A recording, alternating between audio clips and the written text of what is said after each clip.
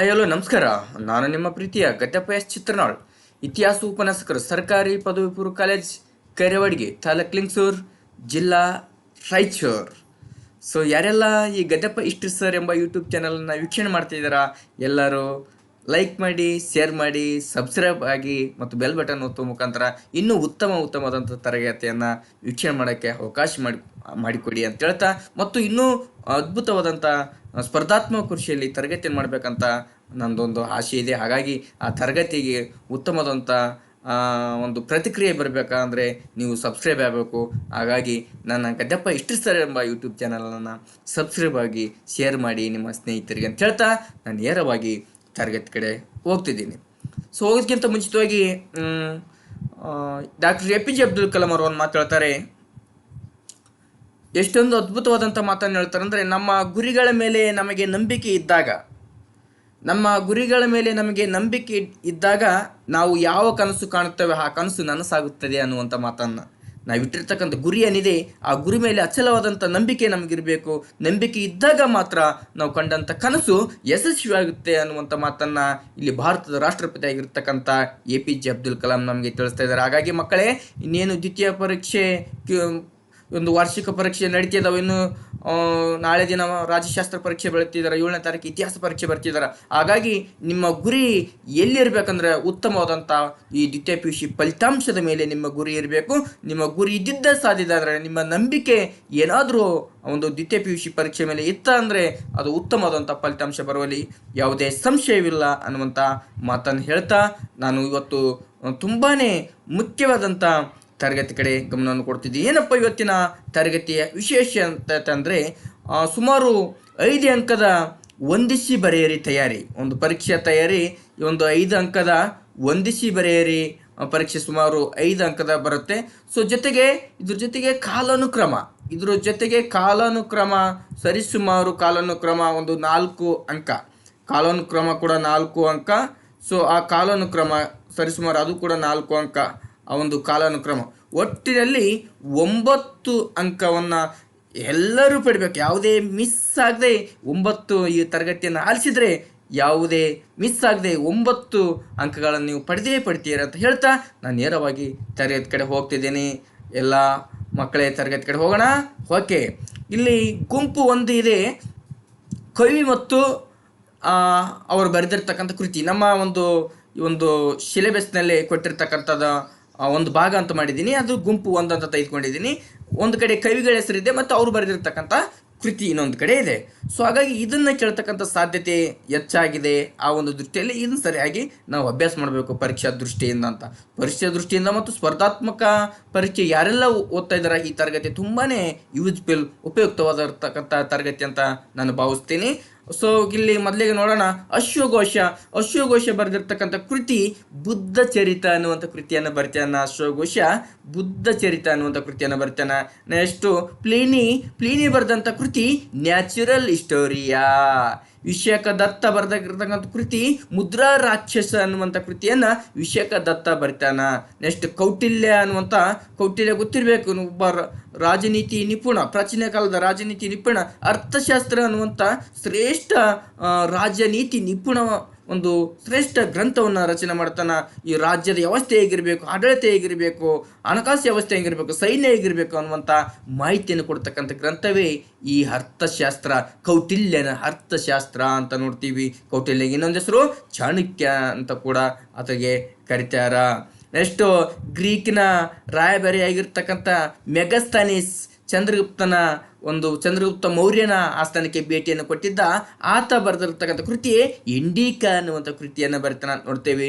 ಇನ್ನು ಶಾತವಾಹನರ ದೊರೆ ಆಗಿರ್ತಾನೆ 17ನೇ ಹಾಲ ಅನ್ನುವಂಥ ದೊರೆ ಗತ ಸಪ್ತಶತಿ ಅನ್ನುವಂಥ ಒಂದು ಪ್ರಾಕೃತಿಕ ಭಾಷೆಯಲ್ಲಿ ಈ ಒಂದು ಗ್ರಂಥವನ್ನು ರಚನೆ ಮಾಡ್ತಾನೆ. ಗತ ಸಪ್ತಸತಿ ಅನ್ನುವಂಥ ಗ್ರಂಥವನ್ನು ಈ ಹಾಲ ರಚನೆ ಮಾಡ್ತಾನೆ ಅಂತ ನೋಡ್ತೀವಿ ಪ್ರಾಕೃತ ಭಾಷೆಯಲ್ಲಿ. ಎಷ್ಟು ರಾಜಶೇಖರ ಅನ್ನುವಂಥವನು ಕಾವ್ಯ ಮೀಮಾಂಸೆ ಅನ್ನುವಂಥ ಗ್ರಂಥವನ್ನು ರಚನೆ ಮಾಡ್ತಾನೆ. ನೆಕ್ಸ್ಟ್ ಕಾಳಿದಾಸ, ಶ್ರೇಷ್ಠ ನಾಟಕಕಾರ, ಗುಪ್ತರ ಕಾಲದಲ್ಲಿ ಬರ್ತಾರೆ ಇವರು.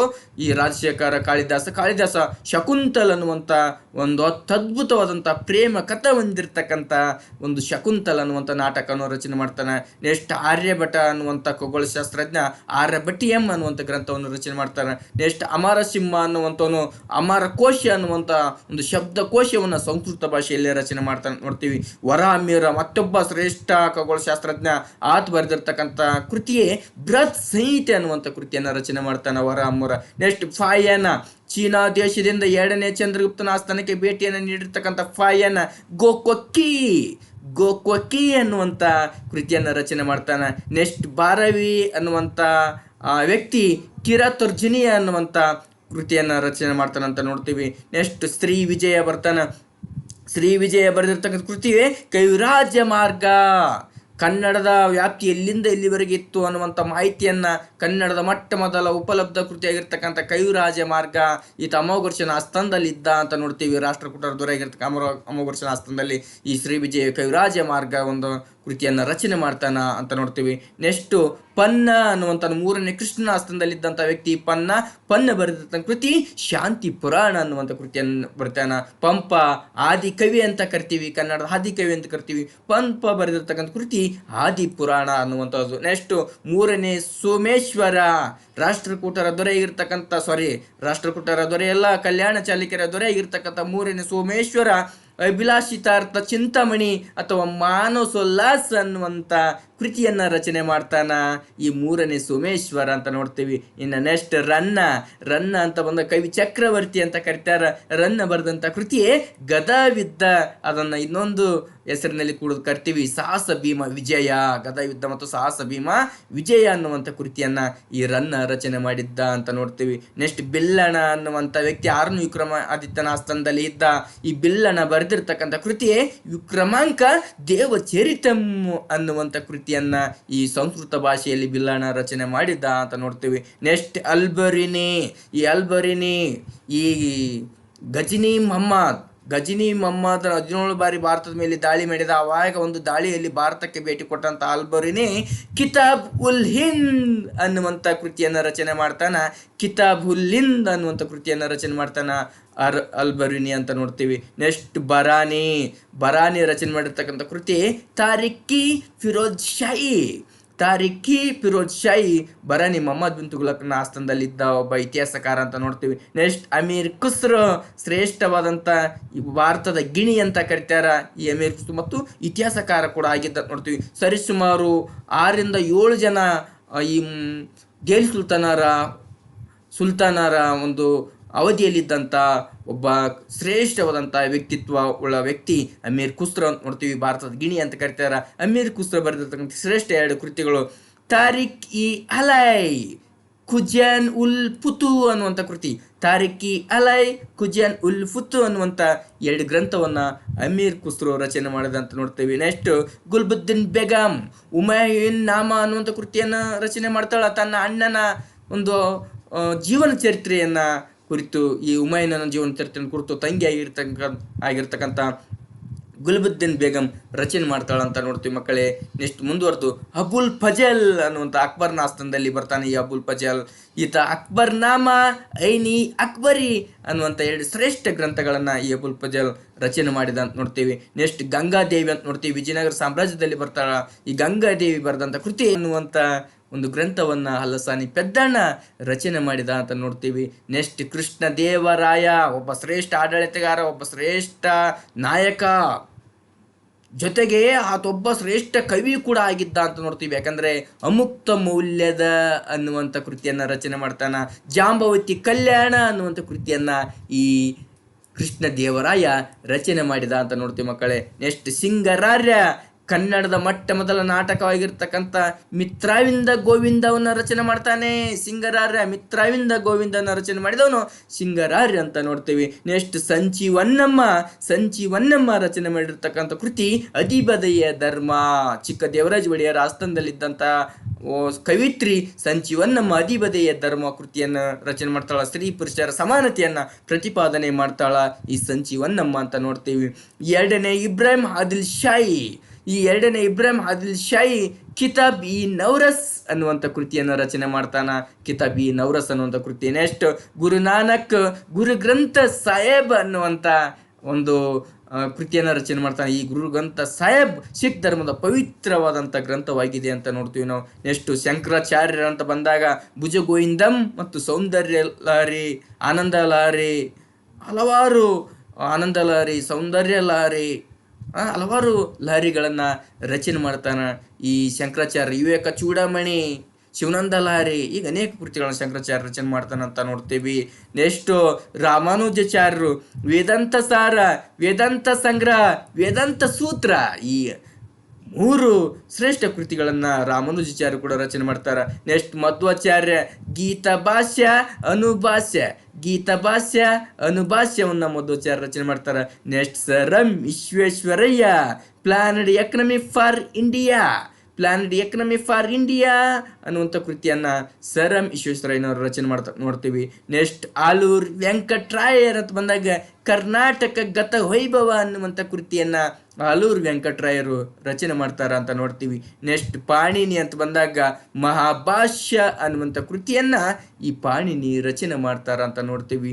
ಇದು ಇಷ್ಟು ಮಾಹಿತಿ ಕೃತಿಗಳ ಬಗ್ಗೆ ಇರತಕ್ಕಂಥ ಮಾಹಿತಿ, ವ್ಯಕ್ತಿಗಳು, ಕವಿಗಳು ಮತ್ತು ಅವರು ಬರೆದಿರ್ತಕ್ಕಂಥ ಪ್ರಮುಖ ಕೃತಿಗಳು ಅಂತ ನೋಡ್ತೀವಿ. ಇದು ಮೊದಲನೇ ಗುಂಪು ಅಂತ ನೋಡ್ತೀವಿ. ಇನ್ನು ಎರಡನೇ ಗುಂಪು ಕಡೆ ನಾವು ಗಮನ ಕೊಡೋಣ ಅಂತ. ರಾಜ ಅಥವಾ ವ್ಯಕ್ತಿ ಮತ್ತು ಅವರ ಬಿರುದು, ಆ ರಾಜರಾಗಿರ್ಬೋದು, ವ್ಯಕ್ತಿಗಳಾಗಿರ್ಬೋದು ಮತ್ತು ಅವರಿಗೆ ಸಂಬಂಧಪಟ್ಟಂಥ ಬಿರುದುಗಳನ್ನು ನಾವಿಲ್ಲಿ ಗಮನಿಸೋಣ. ಒಂದಿಷ್ಟು ಬೇರೆ ಎರಡನೇ ಸೆಕ್ಷನ್ಗೆ ಬರೋಣ ಅಂತ. ಸೊ ಅಶೋಕನ ಪ್ರೀತಿಯ ಬಿರುದು ದೇವನಾಂಪ್ರಿಯ ಅಥವಾ ಪ್ರಿಯದರ್ಶಿ ರಾಜ ಅನ್ನುವಂಥ ಬಿರುದು ಯಾರಿಗಿತ್ತಪ್ಪ ಅಂದರೆ ಅದು ಅಶೋಕನಿಗಿತ್ತು ಅಂತ ನೋಡ್ತೀವಿ.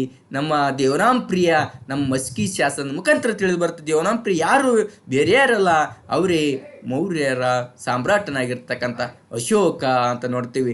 ನೆಕ್ಸ್ಟ್ ಗುಪ್ತ ವಂಶದ ಮೊಟ್ಟ ಮೊದಲ ಶ್ರೇಷ್ಠ ದೊರೆ ಸಮುದ್ರಗುಪ್ತ, ಆತೊಬ್ಬ ಕವಿ ಕೂಡ ಆಗಿದ್ದ. ಹಾಗಾಗಿ ಆತನಿಗೆ ಒಂದು ಬಿರುದು ಇತ್ತು, ಕವಿರಾಜ ಅನ್ನುವಂಥ ಬಿರುದು ಇತ್ತು ಅಂತ ನೋಡ್ತೀವಿ. ನೆಕ್ಸ್ಟ್ ಎರಡನೇ ಚಂದ್ರಗುಪ್ತನಿಗೆ ವಿಕ್ರಮಾದಿತ್ಯ ಅನ್ನುವಂಥ ಬಿರುದು ಇತ್ತು ಅಂತ ನೋಡ್ತೇವೆ. ನೆಕ್ಸ್ಟ್ ಧನ್ವಂತರಿಯನ್ನ ಭಾರತೀಯ ವೈದ್ಯಶಾಸ್ತ್ರದ ಪಿತಾಮಹ ಅಂತ ಕರಿತೀವಿ ಅಂತ ನೋಡ್ತೀವಿ. ನೆಕ್ಸ್ಟ್ ಪನ್ನನನ್ನ ಉಭಯ ಕವಿ ಚಕ್ರವರ್ತಿ ಅಂತ ಕರಿತೀವಿ. ಉಭಯ ಅಂದ್ರೆ 2, ಸಂಸ್ಕೃತ ಮತ್ತು ಕನ್ನಡ ಬಲ್ಲ ವ್ಯಕ್ತಿ ಪನ್ನ ಆಗಿದ್ದ ಅಂತ ನೋಡ್ತೀವಿ. ಪಂಪ ಕನ್ನಡದ ಆದಿಕವಿ ಅನ್ನುವಂಥ ಬಿರುದನ್ನು ಪಡೆದಿದ್ದ. ಮೊಟ್ಟ ಮೊದಲೇ ಬಾರಿಗೆ ಕನ್ನಡದಲ್ಲಿ ಮಹಾಕಾವ್ಯನ ರಚನೆ ಮಾಡಿದವರು ಈ ಪಂಪ ಅಂತ ನೋಡ್ತೀವಿ. ಧ್ರುವ ಅಂತ ನೋಡ್ತೀವಿ. ರಾಷ್ಟ್ರಕೂಟರ ಧ್ರುವ ಇರ್ತಕ್ಕಂಥ ಧ್ರುವ, ದಾರವರ್ಷ, ಶ್ರೀವಲ್ಲಭ, ನರೇಂದ್ರ ದೇವ ಅನ್ನುವಂಥ ಬಿರುದುಗಳನ್ನ ಪಡ್ಕೊಂಡಂಥ ವ್ಯಕ್ತಿ ಧ್ರುವ ಆಗಿದ್ದ ನೋಡ್ತೀವಿ. ಧ್ರುವ ನಂತರ 3ನೇ ಗೋವಿಂದನಿಗಿದ್ದಂಥ ಬಿರುದುಗಳು ತ್ರಿಭುವನ ಧವಳ, ಜಗತ್ತುಂಗ, ಪ್ರಭುತ ವರ್ಷ ಅನ್ನುವಂಥ ಈ 3 ಬಿರುದುಗಳನ್ನು 3ನೇ ಗೋವಿಂದ, ಈತ ಕೂಡ ರಾಷ್ಟ್ರಕೂಟರ ನಾಯಕನಾಗಿದ್ದ, ರಾಷ್ಟ್ರಕೂಟರ ದೊರೆಯಾಗಿದ್ದ ಅಂತ ನೋಡ್ತೀವಿ. ನೆಕ್ಸ್ಟ್ ಅಮೋಘ ವರ್ಷ, ರಾಷ್ಟ್ರಕೂಟರಲ್ಲಿ ಅತ್ಯಂತ ಶಾಂತಿ ಪ್ರಿಯ ದೊರೆ, ತನ್ನ ಸೈನಿಕ ಸಾಧನೆಗಿಂತ ಸಾಂಸ್ಕೃತಿಕ ಸಾಧನೆಗೆ ಹೆಸರುವಾದಂಥ ರಾಜನೇ ಅಮೋಘ ವರ್ಷ ತನ್ನ 4 ಜನ ಮಕ್ಕಳನ್ನ, ಹೆಣ್ಣು ಮಕ್ಕಳನ್ನ ಪಕ್ಕದ 4 ಜನ ರಾಜರಿಗೆ ಕೊಡುವ ಮುಖಾಂತರ ಎಲ್ಲ 4 ಜನ ರಾಜರನ್ನ ಸ್ವಿಚ್ ಅಪ್ ಮಾಡಿರ್ತಕ್ಕಂಥ ವ್ಯಕ್ತಿ ಅಮೋಘ ವರ್ಷ. ಆತನಿಗಿದ್ದಂಥ ಶ್ರೇಷ್ಠ ಬಿರುದುಗಳು ನೃಪತುಂಗ, ರಟ್ಟ ಮಾರ್ತಂಡ, ವೀರ ನಾರಾಯಣ ಅನ್ನುವಂಥ ಬಿರುದುಗಳು ಅಮೋಘ ವರ್ಷನಿಗಿದ್ದು ಅಂತ ನೋಡ್ತೀವಿ. ನೆಕ್ಸ್ಟ್ ರನ್ನ ಅಂತ ನೋಡ್ತೀವಿ.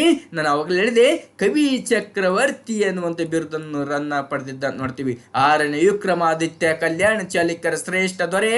6ನೇ ವಿಕ್ರಮಾದಿತ್ಯನ ಬಿರುದು ಪೇರ್ ಮಾಡಿ ದೇವ ತ್ರಿಭುವನ ಮಲ್ಲ ಮತ್ತು ಪೇರ್ ಮಾಡಿ ದೇವ ಅನ್ನುವಂಥ ಬಿರುದು 6ನೇ ವಿಕ್ರಮಾದಿತ್ಯನಿಗಿತ್ತು ಅಂತ ನೋಡ್ತೀವಿ. ನೆಕ್ಸ್ಟ್ ವಿಷ್ಣುವರ್ಧನ, ಹೊಯ್ಸಳರ ಶ್ರೇಷ್ಠ ದೊರೆ ವಿಷ್ಣುವರ್ಧನ, ಮಹಾಮಂಡಳೇಶ್ವರ ಅಥವಾ ತಲಕಾಡುಗೊಂಡ ಅನ್ನುವಂಥ ಬಿರುದು ಈ ನಮ್ಮ ಹೊಯ್ಸಳರ ವಿಷ್ಣುವರ್ಧನ್ಗಿತ್ತು ಅಂತ ನೋಡ್ತೀವಿ ಮಕ್ಕಳೇ. ನೆಕ್ಸ್ಟ್ ಅಮೀರ್ ಖುಸ್ರೋ ದೆಹಲಿ ಸುಲ್ತಾನರಲ್ಲಿ ಅತ್ಯಂತ ಶ್ರೇಷ್ಠ ಇತಿಹಾಸಕಾರ ಅಮೀರ್ ಖುಸ್ರೋ ಭಾರತದ ಗಿಣಿ ಅಂತ ಕರಿತೀವಿ. ಯಾಕೆ ಭಾರತದ ಗಿಣಿ ಅಂತ ಕರಿತೀವಿ ಅಂದರೆ ಅಷ್ಟು ಸುಂದರವಾಗಿ ಮಾತನ್ನು ಆಡ್ತಿದ್ರು ಅಮೀರ್ ಖುಸ್ರೋ ಮತ್ತು ಸುಂದರವಾಗಿ ಬರಹವನ್ನು ಬರಿತಿದ್ರು ಅಮೀರ್ ಖುಸ್ರೋ. ಹಾಗಾಗಿ ಅವರನ್ನು ಭಾರತದ ಗಿಣಿ ಅಂತ ಕರಿತೀವಿ. ನೆಕ್ಸ್ಟ್ ಅಲ್ಲಾವುದ್ದೀನ್ ಖಿಲ್ಜಿ ಸಿಕಂದರ್ ಅಂತ ಕರಿತೀವಿ. ಪರ್ಷಿಯನ್ ಭಾಷೆಯಲ್ಲಿ ಸಿಕಂದರ್ ಅಂದರೆ 2ನೇ ಅಲೆಕ್ಸಾಂಡರ್ ಅಂದರೆ ಈತ ಕೂಡ ಇಸ್ರೋವನ್ನು ಗೆಲ್ಲುವಂಥ ಒಂದು ಬಯಕೆಯನ್ನು ಹೊಂದಿದ್ದ. ಹಾಗಾಗಿ ತನ್ನ ಸಿಕಂದರ್ ಅಂತ ಕರ್ಕೊಂಡು ಸಿಕಂದರ್ ಅಂದ್ರೆ ಎರಡನೇ ಅಲೆಕ್ಸಾಂಡರ್ ಅಂತ. ನೆಕ್ಸ್ಟ್ ಮೊಹಮ್ಮದ್ ಬಿನ್ ತುಗ್ಲಕ್ ವೈರುಧ್ಯಗಳ ಮಿಶ್ರಣ. ಅಷ್ಟೇ ಒಳ್ಳೆಯ ಗುಣಗಳಿದ್ದು ಅಷ್ಟೇ ಕೆಟ್ಟ ಗುಣಗಳು ಕೂಡ ಈತನಿಗಿದ್ದು. ಹಾಗಾಗಿ ಇತಿಹಾಸಕಾರರು ಈತನನ್ನು ವೈರುಧ್ಯಗಳ ಮಿಶ್ರಣ ಅಂತ ಕರೀತಾರೆ. ನೆಕ್ಸ್ಟ್ ಶಿವಾಜಿ ಛತ್ರಪತಿ ಎನ್ನುವಂತ ಬಿರುದನ್ನು ಹೊಂದಿದ್ದ ಅಂತ ನೋಡ್ತೀವಿ. ನೆಕ್ಸ್ಟ್ ಕೃಷ್ಣದೇವರಾಯ ವಿಜಯನಗರ ಸಾಮ್ರಾಜ್ಯದ ಶ್ರೇಷ್ಠ ದೊರೆ. ಕೃಷ್ಣದೇವರಾಯನಿಗಿದ್ದಂತ ಬಿರುದು ಯವನ ರಾಜ್ಯ ಪ್ರತಿಷ್ಠಾಪನಾಚಾರ್ಯ. ಯವನ ರಾಜ್ಯ ಪ್ರತಿಷ್ಠಾಪನಾಚಾರ್ಯ ಅನ್ನುವಂಥ ಪ್ರಮುಖವಾದಂಥ ಬಿರುದು. ಇನ್ನು ಸಾಕಷ್ಟು ಬಿರುದುಗಳಿದ್ದು ಪ್ರಮುಖವಾದಂಥ ಬಿರುದುಗಳನ್ನ ನಾನು ಹೇಳ್ತಾ ಇದ್ದೀನಿ. ನೆಕ್ಸ್ಟ್ ಚಿಕ್ಕ ದೇವರಾಜ ಒಡೆಯರು ಹೊಂದಿರತಕ್ಕಂಥ ಬಿರುದು ನವಕೋಟಿ ನಾರಾಯಣ ಅನ್ನುವಂಥ ಬಿರುದನ್ನು ಪಡೆದಿದ್ದ ಅಂತ ನೋಡ್ತೀವಿ. ಆ ನಂತರದಲ್ಲಿ ಅಲ್ಲಸಾನಿ ಪೆದ್ದಣ್ಣ ಈತು ಕೂಡ ವಿಜಯನಗರ ಸಾಮ್ರಾಜ್ಯದಲ್ಲಿ ಇದ್ದ ಅಂತ ನೋಡ್ತೀವಿ. ಆಂಧ್ರ ಕವಿತಾ ಪಿತಾಮಹ ಅನ್ನುವಂಥ ಬಿರುದನ್ನು ಪಡೆದಿದ್ದ ಅಂತ ನೋಡ್ತೀವಿ ಅಲ್ಲಸಾನಿ ಪೆದ್ದಣ್ಣ. ಎರಡನೇ ಇಬ್ರಾಹಿಂ ಆದಿಲ್ ಶಾನನ್ನ ಜಗದ್ಗುರು ಬಾದ್ಶಾ ಅಂತ ಕರಿತಿದ್ರು ಅಂತ ನೋಡ್ತೀವಿ. ನೆಕ್ಸ್ಟ್ ಶಂಕರಾಚಾರ್ಯರನ್ನ ಷಣ್ಮತ ಸ್ಥಾಪನಾಚಾರ್ಯ, ಸರ್ವಜ್ಞ, ಜಗದ್ಗುರು ಅನ್ನುವಂಥ ಬಿರುದುಗಳು ಈ ಶಂಕರಾಚಾರ್ಯರಿಗಿದ್ದು.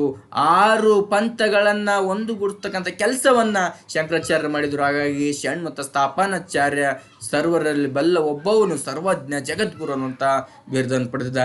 ನೆಕ್ಸ್ಟ್ ಸರ್ ಎಂ ವಿಶ್ವೇಶ್ವರಯ್ಯ ಅಂತ ನೋಡಿದಾಗ ಆಧುನಿಕ ಮೈಸೂರಿನ ನಿರ್ಮಾತೃ. ಮೈಸೂರು ಒಂದು ಮಾದರಿ ರಾಜ್ಯ ಆಗುವಲ್ಲಿ ಸರ್ ಎಂ ವಿಶ್ವೇಶ್ವರ ಪಾತ್ರ ತುಂಬಾನೇ ದೊಡ್ಡದಾಗಿತ್ತು ನೋಡ್ತೀವಿ. ನೆಕ್ಸ್ಟ್ ಸುಭಾಷ್ ಚಂದ್ರ ಬೋಸರ ಪ್ರೀತಿಯ ಬಿರುದು ನೇತಾಜಿ ಅನ್ನುವಂಥ ಬಿರುದು ಇತ್ತು ನೋಡ್ತೀವಿ. ಸರ್ದಾರ್ ವಲ್ಲಭಾಯ್ ಪಟೇಲ್ ಅವರ ಬಿರುದು ಭಾರತದ ಉಕ್ಕಿನ ಮನುಷ್ಯ ಅನ್ನುವಂಥ ಬಿರುದು ಸರ್ದಾರ್ ವಲ್ಲಭಾಯ್ ಪಟೇಲ್ ಪಡೆದಿದ್ದ ನೋಡ್ತೀವಿ. ಗಂಗಾಧರ ರಾವ್ ದೇಶಪಾಂಡೆಯನ್ನ ಕರ್ನಾಟಕದ ಕೇಸರಿ ಅಂತ ಕರ್ತಿದ್ರು ಅಂತ ನೋಡ್ತೇವೆ. ನೆಕ್ಸ್ಟ್ ಆಲೂರು ವೆಂಕಟರಾಯನ ಕನ್ನಡದ ಕುಲ ಪುರೋಹಿತ ಅನ್ನುವಂಥ ಬಿರುದು ಈ ಆಲೂರು ವೆಂಕಟರಾಯರಿಗಿತ್ತು. ಕರ್ನಾಟಕ ಏಕೀಕರಣ ಚಳವಳಿಯಲ್ಲಿ ಪ್ರಮುಖ ಪಾತ್ರ ವಹಿಸಿರ್ತಕ್ಕಂಥ ವ್ಯಕ್ತಿ ಅಂತ ನೋಡ್ತೀವಿ. ಗೌತಮ್ ಪುತ್ರ ಶಾತಕರ್ಣಿ ಅಂತ ಬಂದಾಗ ಶಕ ಯವನ ಪಲ್ಲವ ನಿಷೂದನ ಮತ್ತು ತ್ರೈ ಸಮುದ್ರತೊಯ ಪಿತಾಮಹ, 3 ಸಮುದ್ರಗಳ ವಿಜಯ ಹೊಂದಿರತಕ್ಕಂಥ ವ್ಯಕ್ತಿ ಅನ್ನುವಂಥ ಅರ್ಥವನ್ನು ಕೊಡ್ತಕ್ಕಂಥ 2 ಬಿರುದುಗಳು ಈ ಗೌತಮ್ ಪಿತೃ ಶಾತಕರ್ಣ ಪಡ್ಕೊಂಡಿದ್ದ ನೋಡ್ತೀವಿ. ಶಾಂತಲೆ ನಾಟ್ಯ ಸರಸ್ವತಿ ಅನ್ನುವಂಥ ಬಿರುದನ್ನು ಪಡ್ಕೊಂಡಿದ್ಲು ಈ ಶಾಂತಲೆ. ಈಕೆ ವಿಷ್ಣುವರ್ಧನ ರಾಣಿ ಆಗಿದ್ಲು ಅಂತ ನೋಡ್ತೀವಿ. ಚಂದ್ರಲೇಖ ಈಕೆ 6ನೇ ವಿಕ್ರಮಾದಿತ್ಯನ ರಾಣಿ ಆಗಿದ್ಲು. ನೃತ್ಯ ವಿದ್ಯಾಧರಿ, ಅಭಿನಯ ಸರಸ್ವತಿ ಅನ್ನುವಂಥ ಬಿರುದನ್ನು ಚಂದ್ರಲೇಖ ಪಡೆದಿದ್ದ ಅಂತ ನೋಡ್ತೀವಿ. ನೆಕ್ಸ್ಟ್ ಪುರಂದರ ದಾಸ ಅಂತಂದಾಗ ಕರ್ನಾಟಕ ಸಂಗೀತದ ಪಿತಾಮಹ ಯಾರಪ್ಪ ಅಂದ್ರೆ ಪುರಂದರ ದಾಸರು ಅಂತ ನೋಡ್ತೀವಿ. ದಾಸರಲ್ಲಿ ಶ್ರೇಷ್ಠ ದಾಸರು ಯಾರಂದ್ರೆ ಪುರಂದರ ದಾಸರು ಅಂತ ನೋಡ್ತೀವಿ. ಈ 2 ಗುಂಪುಗಳು ನೋಡ್ತೀವಿ. ಇನ್ನು 3ನೇ ಗುಂಪು ಏನಪ್ಪ ಅಂದ್ರೆ ಸ್ಥಾಪಕರು ಮತ್ತು ರಾಜವಂಶ. ಈ ಯಾವ ರಾಜವಂಶನ ಯಾರು ಸ್ಥಾಪನೆ ಮಾಡಿದ್ರು, ಸ್ಥಾಪಕರು ಯಾರು, ಆ ರಾಜವಂಶ ಯಾವುದು ಅನ್ನುವಂಥ ಅಂಶವನ್ನು ಈ 3ನೇ ಗುಂಪಿಗೆ ಚರ್ಚೆ ಮಾಡೋಣ ಅಂತ. ಸೊ ಚಂದ್ರಗುಪ್ತ ಮೌರ್ಯ, ಆ ಮೌರ್ಯ ಸಾಮ್ರಾಜ್ಯದ ಸ್ಥಾಪಕ, ಸಾಮಾನ್ಯ ಶಕ ಪೂರ್ವ 324ರಲ್ಲಿ ಸ್ಥಾಪನೆ ಮಾಡಿದ್ರು ನೋಡ್ತೀವಿ. ಶ್ರೀಮುಖ ಶಾತವನ ಮಂತ್ಯದ ಸ್ಥಾಪಕ. ಶ್ರೀಗುಪ್ತ ಗುಪ್ತ ವಂಶದ ಸ್ಥಾಪಕ. ದಂತಿದುರ್ಗ ರಾಷ್ಟ್ರಕೂಟ ಮಂತ್ಯದ ಸ್ಥಾಪಕ. 2ನೇ ತೈಲಪ ನಂತರ ಚಾಲುಕ್ಯರ ಅಥವಾ ಕಲ್ಯಾಣ ಚಾಲುಕ್ಯರ ಮಂತ್ಯದ ಸ್ಥಾಪಕ. ಸಳ ಹೊಯ್ಸಳ ಮನೆತನದ ಸ್ಥಾಪಕ. ಕುತುಬುದ್ದೀನ್ ಐಬಕ್ ಗುಲಾಮಿ ಮನೆತನದ ಸ್ಥಾಪಕ, ಗುಲಾಮ ಸಂತತಿ ಸ್ಥಾಪಕ. ಜಲಾಲುದ್ದೀನ್ ಖಿಲ್ಜಿ ಸಂತತಿಯ ಸ್ಥಾಪಕ. ಗಿಯಾಸುದ್ದೀನ್ ತುಗ್ಲಕ್ ಸಂತತಿಯ ಸ್ಥಾಪಕ.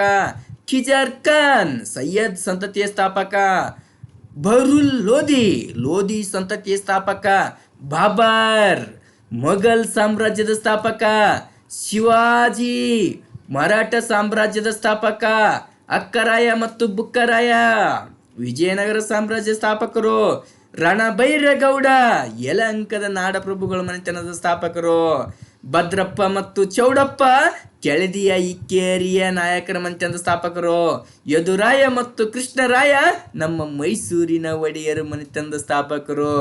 ಅಲ್ಲಾವುದ್ದೀನ್ ಹಸನ್ ಗಂಗು ಬಹುಮನಿ ಮನೆತನದ ಸ್ಥಾಪಕರು ಅಂತ ನೋಡ್ತೀವಿ. ಅಲ್ಲಾವುದ್ದೀನ್ ಹಸನ್ ಗಂಗು ಬಹುಮನ್ ಶಾ. ನೆಕ್ಸ್ಟ್ ಯೂಸುಫ್ ಆದಿಲ್ ಖಾನ್ ಅಥವಾ ಯೂಸುಫ್ ಆದಿಲ್ ಶಾಹಿ, ಈತ ಆದಿಲ್ ಶಾಹಿ, ಬಿಜಾಪುರದ ಆದಿಲ್ ಶಾಹಿ ಮನೆತನದ ಸ್ಥಾಪಕ ಅಂತ ನೋಡ್ತೀವಿ. 3 ಗುಂಪುಗಳನ್ನು ನೋಡ್ತೀವಿ. ಇನ್ನು 4ನೇ ಗುಂಪಿಗೆ ನಮ್ಮ ಪಯಣ. 4ನೇ ಗುಂಪು ಏನಂದ್ರೆ ಸ್ಥಾಪಕರು ಮತ್ತು ಧರ್ಮ ಸಿದ್ಧಾಂತ ಅಂತ ನೋಡೋಣ. ಅವರ ಒಂದು ಧರ್ಮ ಸಿದ್ಧಾಂತ ಮತ್ತು ಸ್ಥಾಪಕರು ಅಂತ ನೋಡೋಣ. ಮೊದಲಿಗೆ ಋಷಭನಾಥ ಯಾರಂದ್ರೆ ಆತ ಜೈನ ಧರ್ಮದ ಸ್ಥಾಪಕ ಅಂತ ನೋಡ್ತೀವಿ. ಒಟ್ಟಿನಲ್ಲಿ 24 ತೀರ್ಥಂಕರನ್ನ ನಾವು ಜೈನ ಧರ್ಮದ ನೋಡ್ತೀವಿ. ಮೊಟ್ಟ ಮೊದಲ ತೀರ್ಥಂಕರ ಈ ಋಷಭನಾಥ, ಆತ ಜೈನ ಧರ್ಮನ ಸ್ಥಾಪನೆ ಮಾಡಿದ ನೋಡ್ತೀವಿ. ನೆಕ್ಸ್ಟ್ ಬೌದ್ಧ ಧರ್ಮದ ಸ್ಥಾಪಕ ಯಾರಂದ್ರೆ ಅದು ಗೌತಮ ಬುದ್ಧ ಅಂತ ನೋಡ್ತೀವಿ. ಈ ಗುಪ್ತ ಶಾಖೆಯನ್ನು ಯಾರು ಪ್ರಾರಂಭಿಸಿದ್ರೆ ಅಂದ್ರೆ 1ನೇ ಚಂದ್ರಗುಪ್ತ ಅಂತ ನೋಡ್ತೀವಿ. ನವರತ್ನರು ಯಾರ ಆಸ್ಥಾನದಲ್ಲಿ ಇದ್ರು ಅಂದ್ರೆ ಅದು 2ನೇ ಚಂದ್ರಗುಪ್ತನ ಗುಪ್ತರ ದೊರೆ ಆಗಿರ್ತಕ್ಕಂಥ 2ನೇ ಚಂದ್ರಗುಪ್ತನ ಆಸ್ಥಾನದಲ್ಲಿ ನವರತ್ನರು ಇದ್ರು ಅಂತ ನೋಡ್ತೀವಿ. ಅಕ್ಬರ್ ದೀನಿ ಇಲಾಯಿ ಅನ್ನುವಂಥ ಹೊಸ ಧರ್ಮವನ್ನು ಸ್ಥಾಪನೆ ಮಾಡಿದ ಈ ಮೊಘಲರ ಅರಸ ಅಕ್ಬರ್ ಅಂತ ನೋಡ್ತೀವಿ. ಕೃಷ್ಣ ದೇವರಾಯನ ಆಸ್ಥಾನದಲ್ಲಿ ಅಷ್ಟದಿಗ್ಗಜರು ಅನ್ನುವಂಥ ತೆಲುಗು ಕವಿಗಳಿದ್ರು ಅಂತ ನೋಡ್ತೀವಿ. ಆನಂತರದಲ್ಲಿ ಶಿವಾಜಿಯ ಕಾಲದಲ್ಲಿ ಅಷ್ಟಪ್ರಧಾನರು ಎಂಬ ಆಡಳಿತ ವ್ಯವಸ್ಥೆ ಆತನ ಕಾಲದಲ್ಲಿ ಇತ್ತು ಅಂತ ನೋಡ್ತೀವಿ. ಅಷ್ಟದಿಗ್ಗಜರು ಅಂದ್ರೆ ಅವ್ರ ಕವಿಗಳು ಯಾವ ಕವಿಗಳಂದ್ರೆ ಅದು ತೆಲುಗು ಭಾಷೆಯ ಕವಿಗಳು. ಅಷ್ಟಪ್ರಧಾನರು ಅಂದ್ರೆ ಅದೊಂದು ಆಡಳಿತ ವ್ಯವಸ್ಥೆ ಶಿವಾಜಿ ಕಾಲದಲ್ಲಿ ಇತ್ತು ನೋಡ್ತೀವಿ. 6ನೇ ವಿಕ್ರಮಾದಿತ್ಯ ವಿಕ್ರಮ ಶಕೆಯನ್ನು ಪ್ರಾರಂಭ ಮಾಡಿದ ಅಂತ ನೋಡ್ತೀವಿ 1076ರಲ್ಲಿ. ಶಂಕರಾಚಾರ್ಯರ ಸಿದ್ಧಾಂತ ಅದ್ವೈತ ಸಿದ್ಧಾಂತ ಅಂತ ನೋಡ್ತೀವಿ. ನೆಕ್ಸ್ಟ್ ರಾಮಾನುಜಾಚಾರ್ಯರ ಸಿದ್ಧಾಂತ ವಿಶಿಷ್ಟ ದ್ವೈತ ಸಿದ್ಧಾಂತ ನೋಡ್ತೀವಿ. ಮಧ್ವಾಚಾರ್ಯರ ಸಿದ್ಧಾಂತವೇ ದ್ವೈತ ಸಿದ್ಧಾಂತ. ಬಸವಣ್ಣರ ಸಿದ್ಧಾಂತವೇ ಶಕ್ತಿ ವಿಶಿಷ್ಟ ದ್ವೈತ ಸಿದ್ಧಾಂತ. ಇಲ್ಲಿ ನೋಡ್ಬೇಕು, ಶಂಕರಾಚಾರ್ಯ ಶಂಕರ 3 ಅಕ್ಷರ ಇದೆ, ಅದ್ವೈತ 3 ಅಕ್ಷರ, ದ್ವೈತ ಮಧ್ವ 2 ಅಕ್ಷರ, ದ್ವೈತ 2 ಅಕ್ಷರ. ಸಿಂಪಲ್ ಆಗಿ ನೆನ್ಪಿಟ್ಕೊಳ್ಳಿ. ರಾಮಾನುಜಾಚಾರ್ಯ ವಿಶಿಷ್ಟದ್ವೈತ, ಈ ಇಷ್ಟದ್ವೈತ ಮುಂದೆ ಶಕ್ತಿ ಅಂತ ಬರೆದ್ಬಿಟ್ರೆ ಅದು ಬಸವಣ್ಣವ್ರು ಆಗ್ತಾರ. ಶಕ್ತಿ ವಿಶಿಷ್ಟದ್ವೈತ ಸಿದ್ಧಾಂತ ನೋಡ್ತೀವಿ. ಅನುಭವ ಮಂಟಪನ ಸ್ಥಾಪನೆ ಮಾಡಿದ್ದು ಯಾರು ಅಂದ್ರೆ ಬಸವೇಶ್ವರ ಅಂತ ಬಸವಣ್ಣ ಅಂತ ನೋಡ್ತೀವಿ. ಗುರು ನಾನಕ್ ಸಿಖ್ ಧರ್ಮದ ಸ್ಥಾಪಕ ಅಂತ ನೋಡ್ತೀವಿ. ಖ್ವಾಜಾ ಅಬ್ದುಲ್ ಚಿಸ್ತಿ ಈತ ಚಿಸ್ತಿ ಪಂಥದ ಸ್ಥಾಪಕ ಅಂತ ನೋಡ್ತೀವಿ. ಶೇಖ್ ಶಹಾಬುದ್ದೀನ್ ಈತ ಸ್ವರ್ ವರ್ದಿ ಪಂಥದ ಸ್ಥಾಪಕನಾಗಿದ್ದ. ಸೂಫಿ ಪಂಥಗಳ ನೋಡ್ತೀವಿ. ಈ ಸೂಫಿಗಳ ಪಂಥಗಳ ಸ್ಥಾಪಕರಾಗಿದ್ರು ಅಂತ ನಮಗೆ ತಿಳಿದು ಬರುತ್ತೆ ಮಕ್ಕಳೇ. ಇಷ್ಟು ಗುಂಪು ನಂಬರ್ 5 ಏನಪ್ಪ ಅಂದ್ರೆ ವ್ಯಕ್ತಿ ಮತ್ತು ಕಟ್ಟಿಸಿದ ಕಟ್ಟಡಗಳು. ಅಶೋಕ ಸಾಂಚಿ ಸ್ತೂಪವನ್ನು ಕಟ್ಟಿದ. 84,000 ಸ್ತೂಪಗಳನ್ನು ಕಟ್ಟ. ಅದರಲ್ಲಿ ಅತ್ಯಂತ ದೊಡ್ಡದಾದಂಥ ಸ್ತೂಪ ಸಾಂಚಿ ಸ್ತೂಪ 700 ರೂಪಾಯಿ ದುಡ್ಡಿನಲ್ಲಿ ಕೂಡ ನಾವು ನೋಡಬಹುದು. ಹರಿಶೇನ ಅಲಹಾಬಾದ್ ಸ್ತಂಭ ಶಾಸನವನ್ನು ರಚನೆ ಮಾಡಿದ ಅಂತ ನೋಡ್ತೀವಿ. 1ನೇ ಕೃಷ್ಣ ಅದ್ಭುತವಾದಂಥ ದೇವಾಲಯ. 1ನೇ ಕೃಷ್ಣ ನಮ್ಮ ರಾಷ್ಟ್ರಕೂಟರ ನಾಯಕ. ಕೈಲಾಸನಾಥ ದೇವಾಲಯನ ರಚನೆ ಮಾಡಿದ, ಕಟ್ಟಿಸಿದ ಈ 1ನೇ ಕೃಷ್ಣ ನೋಡ್ತೀವಿ. ವಿಷ್ಣುವರ್ಧನ ಚೆನ್ನಕೇಶವ ಬೇಲೂರಿನ ಚೆನ್ನಕೇಶವ ದೇವಾಲಯನ ಕಟ್ಟಿಸಿದ. ಶಾಂತಲೆ ಸವತಿ ಗಂಧಾವರಣ ಬಸದಿಯನ್ನು ಕಟ್ಟಿಸಿದ್ಲು ಅಂತ ನೋಡ್ತೀವಿ. ಕುತುಬುದ್ದೀನ್ ಐಬಕ್ ಕುತುಬ್ ಮಿನಾರ್ ಅನ್ನುವಂಥ ಅದ್ಭುತ ಕಟ್ಟಡವನ್ನು ದೆಹಲಿಯಲ್ಲಿ ಕಟ್ಟಿದ ನೋಡ್ತೀವಿ. ಅಲ್ಲಾವುದ್ದೀನ್ ಖಿಲ್ಜಿ ಅಲಾಯಿ ದರ್ವಾಜ ಅನ್ನುವಂಥ ಒಂದು ದ್ವಾರ ಬಾಗಿಲನ್ನು ಕಟ್ಟಿದ ನೋಡ್ತೀವಿ. ಅಕ್ಬರ್ ಬುಲಾಂದ್ ದರ್ವಾಜದಲ್ಲಿ ದ್ವಾರ ಬಾಗಿಲನ್ನ ಈತ ಕಟ್ಟಿದ. ಎಲ್ಲಿಯಪ್ಪ ಅಂದ್ರೆ ಫತೇಪುರ್ ಸಿಕ್ರಿಯಲ್ಲಿ ಅಂತ ನೋಡ್ತೀವಿ. ಅಕ್ಬರ್ ಫತೇಪುರ್ ಸಿಕ್ರಿ ಅನ್ನುವಂಥ ಒಂದು ನಗರವನ್ನು ಕೂಡ ಕಟ್ಟಿದ ನೋಡ್ತೀವಿ. ಶಾಜಾನ್ ಪ್ರೇಮ ಸೌಧ ನನ್ನ ಹೆಸರು ಪಡೆದಿರ್ತಕ್ಕಂಥ ಪ್ರೇಮಿಗಳಿಗೆ ಅಚ್ಚುಮೆಚ್ಚಿನ ತಾಣವೇ ತಾಜ್ ಮಹಲ್ ಅನ್ನು ನಿರ್ಮಾಣ ಮಾಡಿದ್ದು ಮೊಘಲರ ದೊರೆ, ಮೊಘಲರ ಬಾದ್ಶಾ ಶಾಜಾನ್ ಅಂತ ನೋಡ್ತೀವಿ. ನೆಕ್ಸ್ಟ್ 2ನೇ ಇಬ್ರಾಹಿಂ ಆದಿಲ್ ಶಾ ಇಬ್ರಾಹಿಂ ರೋಜಾ ಅನ್ನುವಂಥ ಸುಂದರ ಕಟ್ಟಡವನ್ನ ನಮ್ಮ ಬಿಜಾಪುರದಲ್ಲಿ ಕಟ್ಟಿದ ಅಂತ ನೋಡ್ತೀವಿ. ಮೊಹಮ್ಮದ್ ಆದಿಲ್ ಶಾ ಗೋಳ ಗುಮ್ಮಟ ಅನ್ನುವಂಥ ವಿಶ್ವ ಪ್ರಸಿದ್ಧವಾದಂಥ ಕಟ್ಟಡವನ್ನ ಬಿಜಾಪುರದಲ್ಲಿ ಕಟ್ಟಿದ ಅಂತ ನೋಡ್ತೀವಿ. ನೆಕ್ಸ್ಟ್ ಶಂಕರಾಚಾರ್ಯರು ಶಾರದಾ ಪೀಠವನ್ನ ಸ್ಥಾಪನೆ ಮಾಡಿದರು. ಮಧ್ವಾಚಾರ್ಯರು ಅಷ್ಟಮಠಗಳನ್ನು ಸ್ಥಾಪನೆ ಮಾಡಿದರು. ಶಾರದಾ ಪೀಠ ಎಲ್ಲಿ ಅಂದ್ರೆ ಶೃಂಗೇರಿಯಲ್ಲಿ. ಸರ್ ಎಂ ವಿಶ್ವೇಶ್ವರಯ್ಯ ಕನ್ನಂಬಾಡಿ ಅಣೆಕಟ್ಟೆಯನ್ನು ಕಟ್ಟಿದ್ರು. ಇವತ್ತು ಮಂಡ್ಯ ಜಿಲ್ಲೆಯ ಇವತ್ತು ಸರ್ ಎಂ ವಿಶ್ವೇಶ್ವರಯ್ಯಗೆ ಋಣಿಯಾಗಿದೆ ಅಂತ ನೋಡ್ತೀವಿ. ಸರ್ ಮಿರ್ಜಾ ಇಸ್ಮಾಯಿಲ್ ಬೃಂದಾವನ ಉದ್ಯಾನವನವನ್ನು ಈ ಕನ್ನಂಬಾಡಿ ಅಣೆಕಟ್ಟೆಯ ಒಳಗಡೆ ನಿರ್ಮಾಣ ಮಾಡಿದ್ರು ಅಂತ ನೋಡ್ತೀವಿ ಮಕ್ಕಳೇ. ಗುಂಪು ನಂಬರ್ 6ಕ್ಕೆ ಬರೋಣ ಅಂತ. ವ್ಯಕ್ತಿ ಮತ್ತು ವಿಷಯ. ವ್ಯಕ್ತಿ ಮತ್ತು ವಿಷಯ ಒಂದಿಷ್ಟು ಕೆಳಗಡೆ ವಿಷಯ ಮತ್ತು ವ್ಯಕ್ತಿ, ಆ ಒಂದು ವಿಷಯ ವಸ್ತುಕ್ಕೆ ಸಂಬಂಧಿಸಿದಂಥ ವ್ಯಕ್ತಿಯನ್ನ ನೋಡ್ತಾ ಹೋಗೋಣ ಅಂತ. ಮೊದಲಿಗೆ ಆರ್ಯ. ಆರ್ಯ ಎಂದರೆ ಕೃಷಿಯನ್ನು ಅವಲಂಬಿಸಿದ ವ್ಯಕ್ತಿಯನ್ನು ನಾವು ಆರ್ಯ ಅಂತ ಕರಿತೀವಿ. ಕೃಷಿಯನ್ನು ಅವಲಂಬಿಸಿದಂಥ ವ್ಯಕ್ತಿಯನ್ನ ಆರ್ಯ. ಕ್ಷೇತ್ರ ಅಂದರೆ ಉಳುಮೆ ಮಾಡುವ ಭೂಮಿಯನ್ನು ಕ್ಷೇತ್ರ ಅಂತ ಕರಿತೀವಿ. ಪಾರ್ಶ್ವನಾಥ ಈತ ಜೈನ ಧರ್ಮದ 23ನೇ ತೀರ್ಥಂಕರಾಗಿದ್ದ. ಕೌಟಿಲ್ಯ ಪ್ರಾಚೀನ ಭಾರತದ ರಾಜನೀತಿ ನಿಪುಣ ಅಂತ ಅವಾಗಲೇ ಹೇಳಿದೆ. ಫಯನ್ ಚೀನಾದ ಯಾತ್ರಿಕನಾಗಿದ್ದ ಅಂತ ನೋಡ್ತೀವಿ. ಈತ 2ನೇ ಚಂದ್ರಗುಪ್ತನ ಆಸ್ಥಾನದಲ್ಲಿ ಭೇಟಿ ನೀಡಿದ್ದ. ಮಲಿಕ್ ಕಾಫರ್ನನ್ನ ಅಜಾರಿ ದಿನಾರಿ ಅಂದ್ರೆ $1,000 ಕೊಟ್ಟು ಕೊಂಡ್ಕೊಂಡಿದ್ರು ದಿನಾರಿ ಅನ್ನುವಂಥದ್ದು. ಹಾಗಾಗಿ ಆತನನ್ನು ಅಜಾರಿ ದಿನಾರಿ ಅಂತ ಕೊಡ್ತೀವಿ. ಕೊಂಡ್ಕೊಂಡವ್ರು ಯಾರಂದ್ರೆ ಅಲಾವುದ್ದೀನ್ ಖಿಲ್ಜಿ. ನೆಕ್ಸ್ಟ್ ಮೊಹಮ್ಮದ್ ಬಿನ್ ತುಗ್ಲಕ್ ಬಂದಾಗ ಆತ ರಾಜಧಾನಿಯನ್ನು ವರ್ಗಾವಣೆ ಮಾಡಿದ್ದ ಅಂತ ನೋಡ್ತೀವಿ. ಜೊತೆಗೆ ಸಾಂಕೇತಿಕ ನಾಣ್ಯವನ್ನು ಚಲಾವಣೆಗೆ ತಂದಿದ್ದ ಅನ್ನುವಂಥ ವಿಷಯ ವಸ್ತು ನಮಗೆ ಗೊತ್ತಿರಬೇಕು. ರಾಜ ತೋದರ್ಮಲ್ ಈತ ಅಕ್ಬರನ ಕಂದಾಯ ಮಂತ್ರಿಯಾಗಿದ್ದ. ಉಸ್ತಾದೀಸ ತಾಜ್ ಮಹಲ್ನ ಪ್ರಧಾನ ಶಿಲ್ಪಿಯಾಗಿದ್ದ. ತಾಜ್ ಮಹಲ್ ಕಟ್ಟಡದ ಈ ಒಂದು ಸುಂದರವಾದ ಕಟ್ಟಡಕ್ಕೆ ಇಂಜಿನಿಯರ್ ಯಾರಂದ್ರೆ ಉಸ್ತಾದೀಸ ಅಂತ ನೋಡ್ತೀವಿ. ಕಾನೋಜಿ ಹಾಂಗ್ರೆ ಈತ ಮರಾಠರ ನೌಕಾ ಸೇನಾನಿಯಾಗಿದ್ದ ಅಂತ ನೋಡ್ತೀವಿ.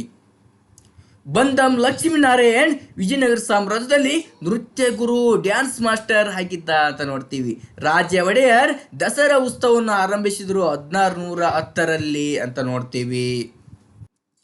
ದಸರಾ ಉತ್ಸವವನ್ನು ಆರಂಭಿಸಿದ್ದ ಮೈಸೂರಿನಲ್ಲಿ ಅಂತ ನೋಡ್ತೀವಿ. ನೆಕ್ಸ್ಟ್ ಮೀರಾಬಾಯಿ ರಾಜಸ್ಥಾನದ ಕೃಷ್ಣ ಭಕ್ತೆ ಅನ್ನುವಂಥ ಹೆಸರನ್ನು ಪಡೆದಿದ್ಲ ಅಂತ ನೋಡ್ತೀವಿ. ಖ್ವಾಜಾ ಬಂದೇ ನವಾಜ್ ಗುಲ್ಬರ್ಗದ ಪ್ರಸಿದ್ಧ ಸೂಫಿ ಸಂತ ಅಂತ ನೋಡ್ತೀವಿ. ಸರ್ ಎಂ ವಿಶ್ವೇಶ್ವರಯ್ಯ ಭಾರತ ರತ್ನ ಪ್ರಶಸ್ತಿಯನ್ನು ಪಡೆದಂತ ಮೊದಲ ಕನ್ನಡಿಗ ಅಂತ ನೋಡ್ತೀವಿ 1955ರಲ್ಲಿ ಅಂತ ನೋಡ್ತೀವಿ. ಸರ್ ಎಂ ವಿಶ್ವೇಶ್ವರಯ್ಯ ಕೈಗಾರೀಕರಣ ಇಲ್ಲವೇ ವಿನಾಶ ಅನ್ನುವಂಥ ಪ್ರಸಿದ್ಧವಾದಂಥ ಹೇಳಿಕೆಯನ್ನು ಅವರು ಕೊಡ್ತಾರೆ. ಎಷ್ಟು ಯೋ ಹ್ಯೂಮ ಇವರು ಭಾರತೀಯ ರಾಷ್ಟ್ರೀಯ ಕಾಂಗ್ರೆಸ್ನ ಸ್ಥಾಪಕರಾಗಿದ್ದರು ಅಂತ ನೋಡ್ತೀವಿ.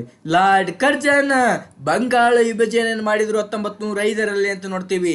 ಮಹಾತ್ಮ ಗಾಂಧಿ ಖಿಲಾಫತ್ ಚಳವಳಿಯನ್ನು ಕೂಡ ಬೆಂಬಲಿಸಿದ್ರು ಅಂತ ನೋಡ್ತೀವಿ. ಬಾಲಗಂಗಾಧರ್ ತಿಲಕ್ ಸ್ವರಾಜ್ಯವೇ ನನ್ನ ಜನ್ಮಸಿದ್ಧ ಹಕ್ಕು ಅನ್ನುವಂಥ ಘೋಷಣೆಯನ್ನು ಹೊರಡಿಸಿದ್ರು ಅಂತ ನೋಡ್ತೀವಿ. ಮಹಾತ್ಮ ಗಾಂಧಿ ಕೇಡಾ ಆರಂಭದ ಸತ್ಯಾಗ್ರಹಗಳು, ಕೇಡಾ ಸತ್ಯಾಗ್ರಹ, ಚಂಪಾರಣ್ಯ ಸತ್ಯಾಗ್ರಹ ಯಶಸ್ವಿಯಾದ ನಂತರ ದೊಡ್ಡ ಪ್ರಮಾಣದ ಸತ್ಯಾಗ್ರಹ, ಅಸಹಕಾರ ಚಳವಳಿ, ಆನಂತರದ ಅಹಮದಾಬಾದ್ನ ಗಿರಿಣ ಮುಷ್ಕರ ಚಳವಳಿ, ಆನಂತರ ವೈಯಕ್ತಿಕ ಸತ್ಯಾಗ್ರಹ, ಹಲವಾರು ಚಳವಳಿಗಳನ್ನ ಆ ಮಹಾತ್ಮ ಗಾಂಧೀಜಿಯವರು ಮಾಡ್ತಾರೆ ಅಂತ ನೋಡ್ತೀವಿ.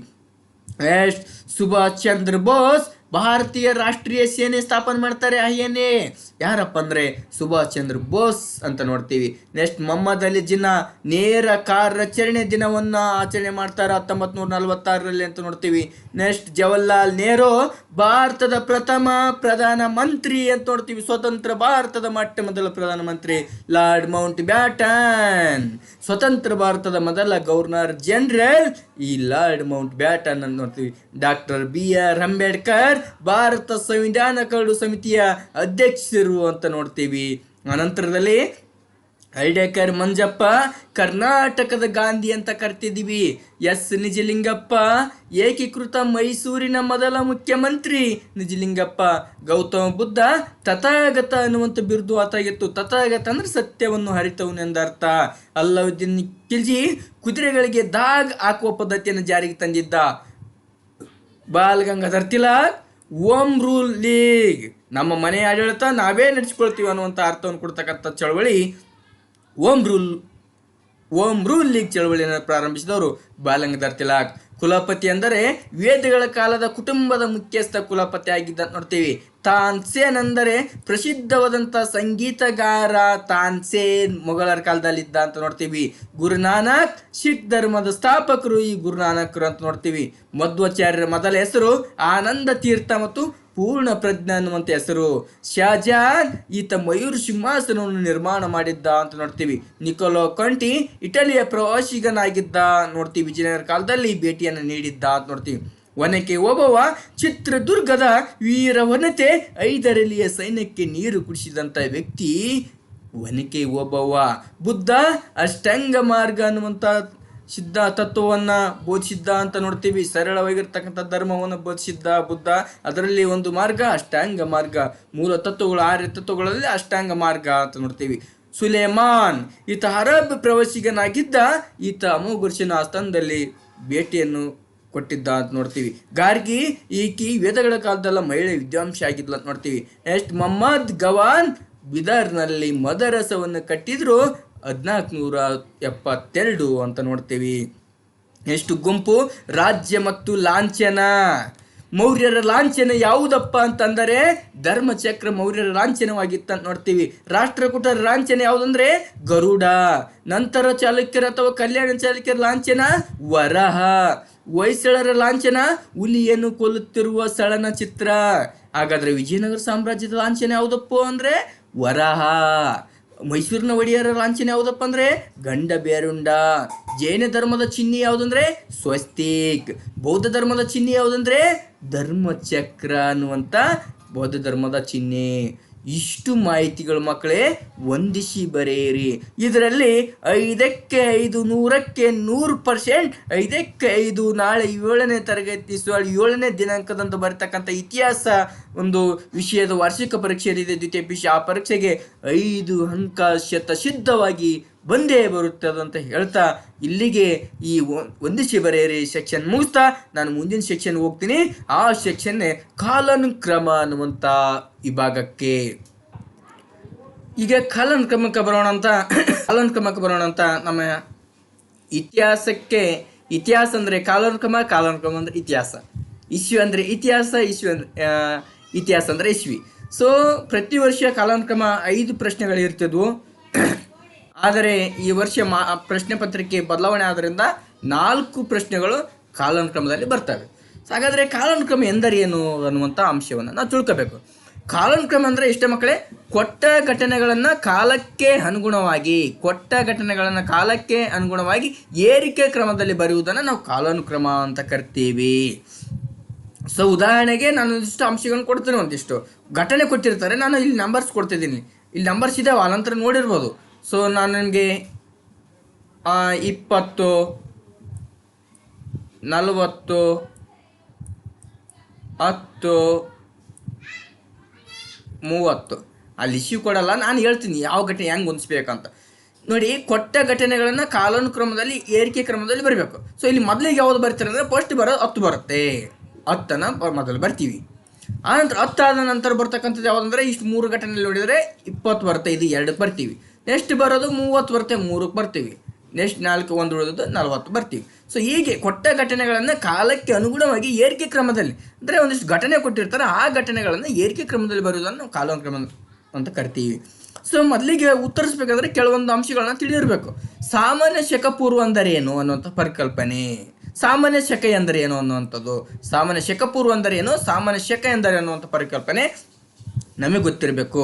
ಸಾಮಾನ್ಯ ಶಕ ಎಂದರೆ ಸಾಮಾನ್ಯ ಶಕ ವರ್ಷ ಅಥವಾ ಶಕ ಪೂರ್ವ ಎಂದರ್ಥ. ಅಂದರೆ ಹಿಂದೆ ಇದನ್ನು ಕ್ರಿಸ್ತ ಪೂರ್ವ ಎಂತಿದ್ರು. ಸಾಮಾನ್ಯ ಶಕ ಪೂರ್ವದಲ್ಲಿ ಸಾಮಾನ್ಯವಾಗಿ ವರ್ಷಗಳು ಹಿಂದಕ್ಕೆ ಸರಿಯುತ್ತವೆ. ಅಂದರೆ 100 199, 98, 97, 96, 95, 94, 93 ಹಿಂಗೆ ಹಿಂದಕ್ಕೆ ಬರ್ತೀವಿ. ಎಲ್ಲಿಯಪ್ಪ ಅಂದರೆ ಸಾಮಾನ್ಯ ಶಕಪೂರ್ವ ಘಟನೆಗಳಲ್ಲಿ. ಆದರೆ ಸಾಮಾನ್ಯ ಶಕ ಅಂತಂದ್ರೆ ಇದನ್ನು ಕ್ರಿಸ್ತ ಶಕ ಅಂತ ಕರಿತಿದ್ರಿಂದ ಈ ಸಾಮಾನ್ಯ ಶಕದಲ್ಲಿ ವರ್ಷಗಳು ಏರಿಕೆ ಕ್ರಮದಲ್ಲಿ ಇರ್ತವೆ. 200 300 ಬರುತ್ತೆ, 300 400 ಬರುತ್ತೆ, 400 500 ಬರುತ್ತೆ. ಹಿಂಗೆ ಏರಿಕೆ ಕ್ರಮದಲ್ಲಿ ಹೋಗ್ತಾ ಇರ್ತೀವಿ. 700 201 202 203 204 ಈ ಏರಿಕೆ ಕ್ರಮದಲ್ಲಿ ಹೋಗೋದೆ. ಹಾಗಾದರೆ ಇವಾಗ ಏರಿಕೆ ಕ್ರಮದಲ್ಲೇ ಹೋಗೋದೇ ಸಾಮಾನ್ಯ ಶಕ, ಇಳಿಕೆ ಕ್ರಮದಲ್ಲಿ ಬರೋದು ಸಾಮಾನ್ಯ ಶಕ ಪೂರ್ವ ಅಂತ ಗೊತ್ತಾಯ್ತು. ಆದರೆ ಇನ್ನೊಂದಿಷ್ಟು ಸಾಮಾನ್ಯ ನಿಯಮಗಳಿದಾವೆ. 2 ಘಟನೆಗಳ ನಡುವೆ ಹಲವು ವರ್ಷಗಳ ಅಂತರ ಇರುವಂತೆ ಪ್ರಶ್ನೆ ಪತ್ರಿಕೆ ತಯಾರು ಮಾಡೋರು. ಘಟನೆಗಳು ಅತ್ಯಂತ ಮಹತ್ವದ್ದಾಗಿರಬೇಕು ಅಂಥ ಘಟನೆ ಮಾತ್ರ ಕೊಡ್ತಾರೆ. ಪ್ರಾಚೀನ ಯುಗದಿಂದ 2 ಘಟನೆ, ಮಧ್ಯಯುಗದಿಂದ 1 ಘಟನೆ, ಆಧುನಿಕ ಯುಗದಿಂದ 1 ಘಟನೆ ಬರುವಂಥ ಸಾಧ್ಯತೆ ಹೆಚ್ಚಾಗಿದೆ ಅನ್ನೋಂತ ನೋಡ್ತೀವಿ. ಘಟನೆಗಳು ಸಾಮಾನ್ಯವಾಗಿ ವರ್ಗೀಕರಣ ಮಾಡಿದ್ದೀನಿ ನಾನು. ಇಲ್ಲಿ ಸಾಮಾನ್ಯ ಶಕ ಪೂರ್ವದ ಘಟನೆ ಅಂತ ಒಂದು ಭಾಗ ಮಾಡಿದ್ದೀನಿ, ಸಾಮಾನ್ಯ ಶಕ 1 ರಿಂದ 1000 ಘಟನೆ ಒಂದು ಭಾಗ ಮಾಡಿದ್ದೀನಿ, ಸಾಮಾನ್ಯ ಶಕ 1000ದಿಂದ 1500ವರೆಗೆ ಒಂದು ಘಟನೆ ಮಾಡಿದ್ದೀನಿ, ಸಾಮಾನ್ಯ ಶಕ 1501 ರಿಂದ 1885 ಒಂದು ಘಟನೆ ಮಾಡಿದ್ದೀನಿ, 1886ರಿಂದ 1973 ಘಟನೆ. ಈಗ 5 ಹಂತವನ್ನು ಮಾಡಿ ನಾನು ನಿಮಗೆ ತಯಾರಿಯನ್ನು ಅತ್ಯಂತ ಸುಲಭವಾಗಿ ಕಾಲಾನುಕ್ರಮ ಬಿಡಿಸುವ ನಿಟ್ಟಿನಲ್ಲಿ ನಾನೊಂದು ಪ್ರಯತ್ನವನ್ನು ಮಾಡಿದ್ದೀನಿ. ಸೊ ಮೊದಲಿಗೆ ಇಲ್ಲಿ ಆರ್ಯರ ಆಗಮನ ಅಂತ, ಇದಕ್ಕಿಂತ ಮುಂಚಿತ ಒಂದು 2 ಪ್ರಶ್ನೆಗಳು ಹೇಳ್ತೀನಿ. ಹಳೆಯ ಶಿಲಾಯುಗ,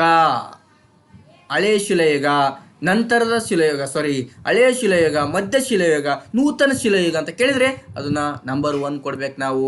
ಅವು ಸಾಮಾನ್ಯ ಶಕ ಪೂರ್ವದಲ್ಲಿ ಬರ್ತಕ್ಕಂಥ ಘಟನೆಗಳು. ಅನಂತರದಲ್ಲಿ ಆರ್ಯರ ಆಗಮನ, ಸಾಮಾನ್ಯ ಶಕ ಪೂರ್ವ 2000ರಲ್ಲಿ ಮಧ್ಯ ಏಷ್ಯಾದಿಂದ ಇವರು ಭಾರತಕ್ಕೆ ಬಂದರು. ಆನಂತರ ಋಗ್ವೇದದ ರಚನೆ ಆಗಿದ್ದು 1500ರಿಂದ 1000ವರೆಗೆ ರಚನೆ ಆಯ್ತು ಅಂತ ನೋಡ್ತೀವಿ. ಅನಂತರ ಮಹಾವೀರನ ಜನನ ಸಾಮಾನ್ಯ ಶಕ ಪೂರ್ವ 599ರಲ್ಲಿ ಆಯಿತು. ಗೌತಮ ಬುದ್ಧನ ಜನನ ಸಾಮಾನ್ಯ ಶಕ ಪೂರ್ವ 563. ಬುದ್ಧಗೆ ಜ್ಞಾನೋದಯ ಆದದ್ದು ಸಾಮಾನ್ಯ ಶಕ ಪೂರ್ವ 528. ಮಹಾವೀರನ ಮರಣ ಸಾಮಾನ್ಯ ಶಕ ಪೂರ್ವ 527 ಅಂತ ನೋಡ್ತೀವಿ. ಬುದ್ಧನ ಮರಣ ಅಥವಾ ಮೊದಲ ಬೌದ್ಧ ಸಮ್ಮೇಳನ ನಡೆದಿದ್ದು 493, ಅಂದರೆ ಒಂದೇ ವರ್ಷ ಆಯಿತು.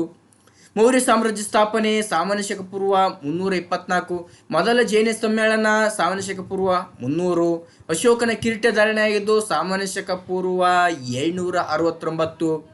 ಆನಂತರ ಕಿರೀಟ ಧಾರಣೆ ಆದ ನಂತರ 8 ವರ್ಷಗಳ ನಂತರ ಕಳಿಂಗ ಯುದ್ಧವನ್ನು ಮಾಡ್ತಾನೆ. ಸಾಮಾನ್ಯ ಶಕ ಪೂರ್ವ 761 ಕಳಿಂಗ ಯುದ್ಧ ತುಂಬಾ ಮುಖ್ಯವಾಗಿರ್ತಕ್ಕಂಥ ಒಂದು ಕಾಲಾನುಕ್ರಮದ ಘಟನೆ. ಸುಮಾರು ಪ್ರಶ್ನೆ ಪತ್ರಿಕೆಯಲ್ಲಿ ಈ ಒಂದು ಪ್ರಶ್ನೆ ಬಂದಿದೆ.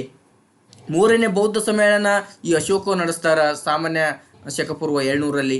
ಈ ಒಂದು ಸಾಮಾನ್ಯ ಶಕ ಪೂರ್ವ ಘಟನೆ ಏನಿದೆ, ಈ ಘಟನೆಯಲ್ಲಿ ಇಷ್ಟು ಘಟನೆಯಲ್ಲಿ ಒಂದಂತೂ ಫಿಕ್ಸ್ ಬಂದೇ ಬರುತ್ತೆ. ಅಂದರೆ ಸಾಮಾನ್ಯ ಶಕ ಪೂರ್ವ ಘಟನೆ ಬಂತಂದರೆ ನೀವು ಮೊದಲಿಗೆ ನಂಬರ್ 1ಕ್ಕೆ ಕೊಡ್ತಕ್ಕಂಥ ಪ್ರಯತ್ನವನ್ನು ಮಾಡಬೇಕು. ನೆಕ್ಸ್ಟ್ ಸಾಮಾನ್ಯ ಶಕ 1ರಿಂದ 1000ವರೆಗಿನ ಘಟನೆಗಳನ್ನ ನೋಡ್ತಾ ಹೋಗೋಣ. ನಾನು ಇಲ್ಲಿ ಒಂದಿಷ್ಟು ಕೋಡ್ ವರ್ಡ್ ಮಾಡಿದ್ದೀನಿ. ಏನಪ್ಪ ಅಂದರೆ ಸಾಮಾನ್ಯ ಇವಾಗ ಘಟನೆಗಳನ್ನು ಸಾಮಾನ್ಯ ಶಕ ಪೂರ್ವ ಘಟನೆ ಅಜ್ಜ ಅಂತ ಮಾಡಿದ್ದೀನಿ. ಆನಂತರ ಸಾಮಾನ್ಯ ಶಕ 1ರಿಂದ 1000 ಘಟನೆಗಳಿಗೆ ಅಪ್ಪ ಅಂತ ಮಾಡಿದ್ದೀನಿ. ಸಾಮಾನ್ಯ ಶಕ 1001ರಿಂದ 1500 ಘಟನೆಗಳನ್ನ ನಾನು ಅಂತ ಮಾಡಿಕೊಂಡಿದ್ದೀನಿ. ಸಾಮಾನ್ಯ ಶಕ 1015ರಿಂದ 1885 ಘಟನೆಗಳನ್ನ ನನ್ನ ಮಗ ಅಂತ ಮಾಡಿದ್ದೀನಿ. ಆ ನಂತರದಲ್ಲಿ ಸಾಮಾನ್ಯ ಶಕ 1886ರಿಂದ 1973 ಘಟನೆಗಳನ್ನ ನನ್ನ ಮೊಮ್ಮಗ ಅಂತ ಮಾಡಿದ್ದೀನಿ. ಈ ರೀತಿಯಾದಂಥ ಅನೇಕ ಘಟನೆಗಳನ್ನು ನಾನು ಸುಲಭವಾಗಿ ನಿಮಗೆ ಬಿಡಿಸ್ತಕ್ಕಂಥ ಪ್ರಯತ್ನವನ್ನು ಮಾಡ್ತೀನಿ. ಸೊ ಹೀಗೆ ಇವಾಗ ಸಾಮಾನ್ಯ ಶಕ 1ರಿಂದ 1000 ಘಟನೆಗಳನ್ನು ಅಭ್ಯಾಸ ಮಾಡೋಣ ಅಂತ. ಶಕಯುಗದ ಆರಂಭ ಅಥವಾ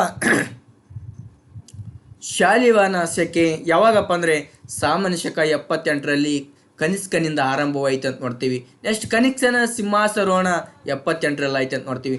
4ನೇ ಬೌದ್ಧರ ಸಮ್ಮೇಳನ ಇದು ಕೂಡ ಕನಿಷ್ಕ ನಡೆಸಿದ್ರು ಅಂತ ನೋಡ್ತೀವಿ 1002ರಲ್ಲಿ. ಗೌತಮ ಪುತ್ರ ಶಾತಕರ್ಣಿ 1006ರಲ್ಲಿ ಸಿಂಹಾಸನವನ್ನು ಅಲಂಕರಿಸಿದ ನೋಡ್ತೀವಿ. ಗುಪ್ತ ವಂಶದ ಸ್ಥಾಪನೆ ಸಾಮಾನ್ಯ ಶಕ 300ರಲ್ಲಿ. ಗುಪ್ತ ಶಕೆ 1ನೇ ಚಂದ್ರಗುಪ್ತ ಜಾರಿಗೆ ತಂದಿದ್ದ ತನ್ನ ಸಿಂಹಾಸನದ ನೆನಪಿಗಾಗಿ ಸಾಮಾನ್ಯ ಶಕ 320ರಲ್ಲಿ. ಫಾಯನ್ ಭಾರತಕ್ಕೆ ಭೇಟಿ. ಚೀನಾದ ಪ್ರವೇಶಿಗನಾಗಿರ್ತಕ್ಕಂಥ ಫಾಯನ್ ಭಾರತದಲ್ಲಿ ಬೌದ್ಧ ಧರ್ಮದ ಅಧ್ಯಯನಕ್ಕಾಗಿ ಭಾರತಕ್ಕೆ ಭೇಟಿಯನ್ನು ಕೊಡ್ತಾನ 2ನೇ ಚಂದ್ರಗುಪ್ತ ಆಸ್ಥಾನದಲ್ಲಿ ಅಂತ ನೋಡ್ತೀವಿ. 2ನೇ ಜೈನ ಸಮ್ಮೇಳನ ಸಾಮಾನ್ಯ ಶಕ 1512ರಲ್ಲಿ ವಲ್ಲಭೆಯಲ್ಲಿ ನಡೀತದೆ ನೋಡ್ತೀವಿ. ನರ್ಮದೆ ನದಿ ಕಾಳಗ ಉತ್ತರ ಪತೇಶ್ವರ ಮತ್ತು ದಕ್ಷಿಣ ಪತೇಶ್ವರ, ಇಮ್ಮಡಿ ಪುಲಿಕೇಶಿ ಮತ್ತು ಹರ್ಷವರ್ಧನ ಮಧ್ಯೆ ನಡೆದಂಥ ಒಂದು ಕಾಳಗವೇ ಈ ನರ್ಮದೆ ನದಿ ಕಾಳಗ ಅಂತ ನೋಡ್ತೀವಿ 634. ಇದರಲ್ಲಿ ದಕ್ಷಿಣ ಪತೇಶ್ವರ ಇಮ್ಮಡಿ ಪುಲಿಕೇಶಿ ಜಯಶಾಲಿ ಹಾಗೂ ಮುಖಾಂತರ ಪರಮೇಶ್ವರ ಅನ್ನುವಂಥ ಬಿರುದನ್ನು ಪಡೆದಿದ್ದ ಅಂತ ನೋಡ್ತೀವಿ. ಮೊಹಮ್ಮದ್ ಬಿನ್ ಕಾಸಿಂ ಸಿಂಧ್ ಮೇಲೆ ಆಕ್ರಮಣ ಮಾಡ್ತಾನ 712ರಲ್ಲಿ. ಅರಬ್ಬರು ಮೊಟ್ಟ ಮೊದಲ ಬಾರಿಗೆ ದಾಳಿ ಮಾಡಿದ ಭಾರತದ ಮೇಲೆ ದಾಳಿ ಮಾಡಿದ ಮೊದಲು ಮುಸ್ಲಿಮ್ರು ಯಾರಂದರೆ ಅರಬ್ಬರು. ಆ ವ್ಯಕ್ತಿನೇ ಮೊಹಮ್ಮದ್ ಬಿನ್ ಕಾಸಿಂ ಅಂತ ನೋಡ್ತೀವಿ. ನೆಕ್ಸ್ಟ್ ರಾಷ್ಟ್ರಕೂಟ ವಂಶದ ಸ್ಥಾಪನೆ 753 ಅಂತ ನೋಡ್ತೀವಿ. ಕೈಲಾಸನಾಥ ದೇವಾಲಯ ನಿರ್ಮಾಣ ಸಾಮಾನ್ಯ ಶಕ 770ರಲ್ಲಿ 1ನೇ ಕೃಷ್ಣ ನಿರ್ಮಾಣ ಮಾಡಿದ ಅಂತ ನೋಡ್ತೀವಿ. ಸುಲೇಮಾನನ ಭೇಟಿ ಭಾರತಕ್ಕೆ ಅರಬ್ ಪ್ರವೇಶ ಇರತಕ್ಕಂಥ ಸುಲೇಮಾನನ ಭೇಟಿ ಇಲ್ಲಿ ಒಂದು ಸ್ವಲ್ಪ ಮಿಸ್ಟೇಕ್ ಆಗಿದೆ, ಇದನ್ನು ಸರಿಪಡಿಸೋಕಂಥ ಪ್ರಯತ್ನವನ್ನು ನಾವು ಮಾಡೋಣ. 851ರಲ್ಲಿ ಆತ ಭಾರತಕ್ಕೆ ಭೇಟಿಯನ್ನು ನೀಡಿದ್ದ ಅಂತ ನೋಡ್ತೀವಿ. ನೆಕ್ಸ್ಟ್ ಅಮೋಘ ವರ್ಷನ ಆಳ್ವಿಕೆ ಸಾಮಾನ್ಯ ಶಕ 814 ಅಂತ ನೋಡ್ತೀವಿ. ತೆಕ್ಕೋಳಂ ಕದನ ರಾಷ್ಟ್ರಕೂಟರು ಮತ್ತು ಚೋಳರ ನಡುವೆ ನಡೆದಂಥ ಕದನವೇ ತೆಕ್ಕೋಳಂ ಕದನ ಸಾಮಾನ್ಯ ಶಕ 949. ಇದರಲ್ಲಿ ರಾಷ್ಟ್ರಕೂಟರ ಜಯಶಾಲಿಯಾದರು ಅಂತ ನೋಡ್ತೀವಿ. ನೆಕ್ಸ್ಟ್ ಮೊಹಮ್ಮದ್ ಗಜನಿಯ ದಾಳಿಗಳ ಆರಂಭ 1000ರಿಂದ ಆತನ ದಾಳಿ ಆರಂಭ ಆಗ್ತಾವ. ಸರಿಸುಮಾರು 17 ಬಾರಿ ಭಾರತದ ಮೇಲೆ ದಾಳಿಯನ್ನು ಮಾಡಿದ್ದ ಈ ಮೊಹಮ್ಮದ್ ಗಜನಿ ಅಂತ ನೋಡ್ತೀವಿ. ನೆಕ್ಸ್ಟು ಸಾಮಾನ್ಯ ಶಕ 1001ರಿಂದ 1500 ಘಟನೆಗಳನ್ನ ನೋಡ್ತಾ ಹೋಗೋಣ. ರಾಮಾನುಜಾಚಾರ್ಯರ ಜನನ 1017ರಲ್ಲಿ ಪೆರಂಬುದೂರಿನಲ್ಲಿ ಅಂತ ನೋಡ್ತೀವಿ. ಚಾಲುಕ್ಯ ವಿಕ್ರಮ ಶಕೆ 1076. ಚಾಲುಕ್ಯರ ದೊರೆಯಾಗಿರ್ತಕ್ಕಂಥ 6ನೇ ವಿಕ್ರಮಾದಿತ್ಯ ತನ್ನ ಒಂದು ನೆನಪಿಗಾಗಿ ಮಾಡ್ಯಾರ ನೋಡ್ತೀವಿ. ನೆಕ್ಸ್ಟ್ ಕನ್ಯಾಗಾಲ ಕದನ 1018ರಲ್ಲಿ ಈ 6ನೇ ವಿಕ್ರಮಾದಿತ್ಯ ಮತ್ತು ವಿಷ್ಣುವರ್ಧನ ಹೊಯ್ಸಳದವರ ವಿಷ್ಣುವರ್ಧನ ನಡೆಯುತ್ತೆ ಅಂತ ನೋಡ್ತೀವಿ. ಬಸವೇಶ್ವರರ ಜನನ ಸಾಮಾಜಿಕ ಕ್ರಾಂತಿಯ ಕಿಡಿ ಬಸವೇಶ್ವರರ ಜನನ 1132ರಲ್ಲಿ ಬಸವನ ಬಾಗೇವಾಡಿಯಲ್ಲಿ ಆಯ್ತು ಅಂತ ನೋಡ್ತೀವಿ. 1ನೇ ಮತ್ತು 2ನೇ ಕಾಳಗ ಮೊಹಮ್ಮದ್ ಗೋರಿ ಮತ್ತು 3ನೇ ಪೃಥ್ವಿರಾಜ್ ಚೌಹಾಣ್ ಮಧ್ಯೆ 1191 ಮತ್ತು 1192ರ ಅನುಕ್ರಮವಾಗಿ ನಡೀತೆ ಅಂತ ನೋಡ್ತೀವಿ. ನೆಕ್ಸ್ಟ್ ಗುಲಾಮಿ ಸಂತತಿಯ ಸ್ಥಾಪನೆ 1206. ಕುತುಬುದ್ದೀನ್ ಐಬಕ್ ಗುಲಾಮಿ ಸಂತತಿಯನ್ನು ಸ್ಥಾಪನೆ ಮಾಡಿದ ಇಲ್ಲಿಂದ ಭಾರತದಲ್ಲಿ ಇಸ್ಲಾಂ ಆಳ್ವಿಕೆ ಆರಂಭವಾಯ್ತು ನೋಡ್ತೀವಿ. ನೆಕ್ಸ್ಟ್ ಮಧ್ವಾಚಾರ್ಯರ ಜನನ 1238 ಉಡುಪಿಯ ಪಾಜಕ ಎಂಬಲ್ಲಿ ಅಂತ ನೋಡ್ತೀವಿ. ನೆಕ್ಸ್ಟ್ ಖಿಲ್ಜಿ ಸಂತತಿಯ ಆರಂಭ 1290 ಅಂತ ನೋಡ್ತೀವಿ. ತುಘಲಕ್ ಸಂತತಿಯ ಆರಂಭ 1320 ಅಂತ ನೋಡ್ತೀವಿ. ಮೊಹಮ್ಮದ್ ಬಿನ್ ತುಘಲಕ್ ರಾಜಧಾನಿ ವರ್ಗಾವಣೆ ಮಾಡಿದ್ದು ತುಂಬಾನೇ ಮುಖ್ಯವಾಗಿರ್ತಕ್ಕಂಥದ್ದು 1327 ಅಂತ ನೋಡ್ತೀವಿ. ವಿಜಯನಗರ ಸ್ಥಾಪನೆ ಅಕ್ಕಬುಕ್ಕರಿಂದ 1336 ಅಂತ ನೋಡ್ತೀವಿ. ರಾಮಾನಂದರ ಜನನ 1400 ಅಂತ ನೋಡ್ತೀವಿ. ಸೈಯದ್ ಸಂತತಿ ಸ್ಥಾಪನೆ 1414 ಅಂತ ನೋಡ್ತೀವಿ. ಕಬೀರನ ಜನನ 1440 ಅಂತ ನೋಡ್ತೀವಿ. ನೆಕ್ಸ್ಟ್ ಲೋಧಿ ಸಂತತಿ ಆರಂಭ 1551. ಗುರುನಾನಕರ ಜನನ 1469. ಮೀರಾಬಾಯಿಯ ಜನನ 1498. ಈ ಪ್ರಮುಖ ಇಷ್ಟು ಘಟನೆಗಳಲ್ಲಿ ಒಂದು ಅಂಕದ ಪ್ರಶ್ನೆ ಬರ್ತಕ್ಕಂಥ ಸಾಧ್ಯತೆ ಹೆಚ್ಚಾಗಿದೆ ಮಕ್ಕಳೇ. ಎಷ್ಟು ಸಾಮಾನ್ಯ ಶಕ 1501ರಿಂದ 1883ವರೆಗಿನ ಘಟನೆಗಳು. ಸೊ ರಾಯಚೂರು ಯುದ್ಧ, ಕೃಷ್ಣದೇವರಾಯ ಮತ್ತು ಈ ಒಂದು ಆದಿಲ್ ಶಾಹಿಗಳ ಮಧ್ಯೆ ನಡೀತು 1520ರಲ್ಲಿ ಅಂತ ನೋಡ್ತೀವಿ. ಮೊದಲನೇ ಪಾಣಿಪತ್ ಕದನ ಬಾಬರ್ ಮತ್ತು ಈ ದೆಹಲಿ ಸುಲ್ತಾನರ ಇಬ್ರಾಹಿಂ ಲೋಧಿ ಮಧ್ಯೆ ನಡೆಯಿತು 1526ರಲ್ಲಿ. ಬಾಬರ್ ಗೆಲ್ಲುವ ಮುಖಾಂತರ ಭಾರತದಲ್ಲಿ ಮುಘಲ್ ಸಾಮ್ರಾಜ್ಯಕ್ಕೆ ನಾಂದಿ ಆಡಿದ ಅಂತ ನೋಡ್ತೀವಿ. ಬೆಂಗಳೂರಿನ ನಿರ್ಮಾಣ 1537 ಕೆಂಪೇಗೌಡನಿಂದ ಅಂತ ನೋಡ್ತೀವಿ. ಅಕ್ಬರ್ನ ಜನನ 1542 ಅಂತ ನೋಡ್ತೀವಿ. ಎರಡನೇ ಪಾಣಿಪತ್ ಕದನ ಏಮು ಮತ್ತು ಅಕ್ಬರ್ನ ಮಧ್ಯೆ 1556 ಅಂತ ನೋಡ್ತೀವಿ. ತಾಳಿಕೋಟೆ ಕದನ 1565. ಈ ತಾಳಿಕೋಟೆ ಕದನ ನಡೆದರೆ ಯಾರ್ಯಾರ ಮಧ್ಯಪ್ಪ ಅಂದರೆ ಈ ಒಂದು ಶಾಹಿ ಸುಲ್ತಾನ್ರು ಮತ್ತು ವಿಜಯನಗರ ಸಾಮ್ರಾಜ್ಯದ ಮಧ್ಯೆ ನಡೀತು. ನೆಕ್ಸ್ಟ್ ಹಲ್ದಿಘಾಟ್ ಕದನ ಈ ಅಕ್ಬರ್ ಮತ್ತು ರಾಣಾ ಪ್ರತಾಪನ ನಡುವೆ 1576ರಲ್ಲಿ ನಡೀತು ಅಂತ ನೋಡ್ತೀವಿ. ರಾಜ ತೋದರ್ಮಲ್ಲನ ಕಂದಾಯ ಪದ್ಧತಿ ಜಾರಿ ತೊಗೊಂಬರ್ತಾನೆ. ಬಂದೋಬಸ್ತ್ ಕಂದಾಯ ಪದ್ಧತಿ ಅನ್ನುವಂಥದ್ದು 1581ರಲ್ಲಿ. ಬ್ರಿಟಿಷ್ ಈಸ್ಟ್ ಇಂಡಿಯಾ ಕಂಪನಿ ಸ್ಥಾಪನೆ ಆಗಿದ್ದು 1600ರಲ್ಲಿ. ದಸರಾ ಉತ್ಸವವನ್ನು ಆರಂಭಿಸಿದ ರಾಜ ಒಡೆಯರ್ 1610ರಲ್ಲಿ. ಶಿವಾಜಿಯ ಜನನ ಶಿವನೇರಿಯಲ್ಲಿ 1627ರಲ್ಲಿ. ಗೋಳಗುಮ್ಮಟ ನಿರ್ಮಾಣ ಮೊಹಮ್ಮದ್ ಆದಿಲ್ ಶಾ 1656. ಪಾಂಡಿಚೇರಿ ಒಪ್ಪಂದ, ಈ ಒಂದು ಕರ್ನಾಟಕ ಯುದ್ಧಗಳು ಅಂತ ಬರ್ತಾವೆ. ಕರ್ನಾಟಕ ಯುದ್ಧಗಳಲ್ಲಿ ಪಾಂಡಿಚೇರಿ ಒಪ್ಪಂದ ಅಂತ ನೋಡ್ತೀವಿ. ಸೊ ಅದರಲ್ಲಿ 1754. ವಾಂಡಿವಾಸ್ ಕಾಳಗ 1760. ಶಿವಾಜಿಗೆ ಕಿರೀಟ ಧಾರಣೆ ಆಗಿದ್ದು 1674. ಪ್ಲಾಸಿ ಕದನ, ಈ ಬ್ರಿಟಿಷರ್ ಮೊದಲ ಬಾರಿಗೆ ಭಾರತೀಯರನ್ನ ಸೋಲಿಸ್ತಾರೆ. ಪ್ಲಾಸಿ ಕದನ 1757.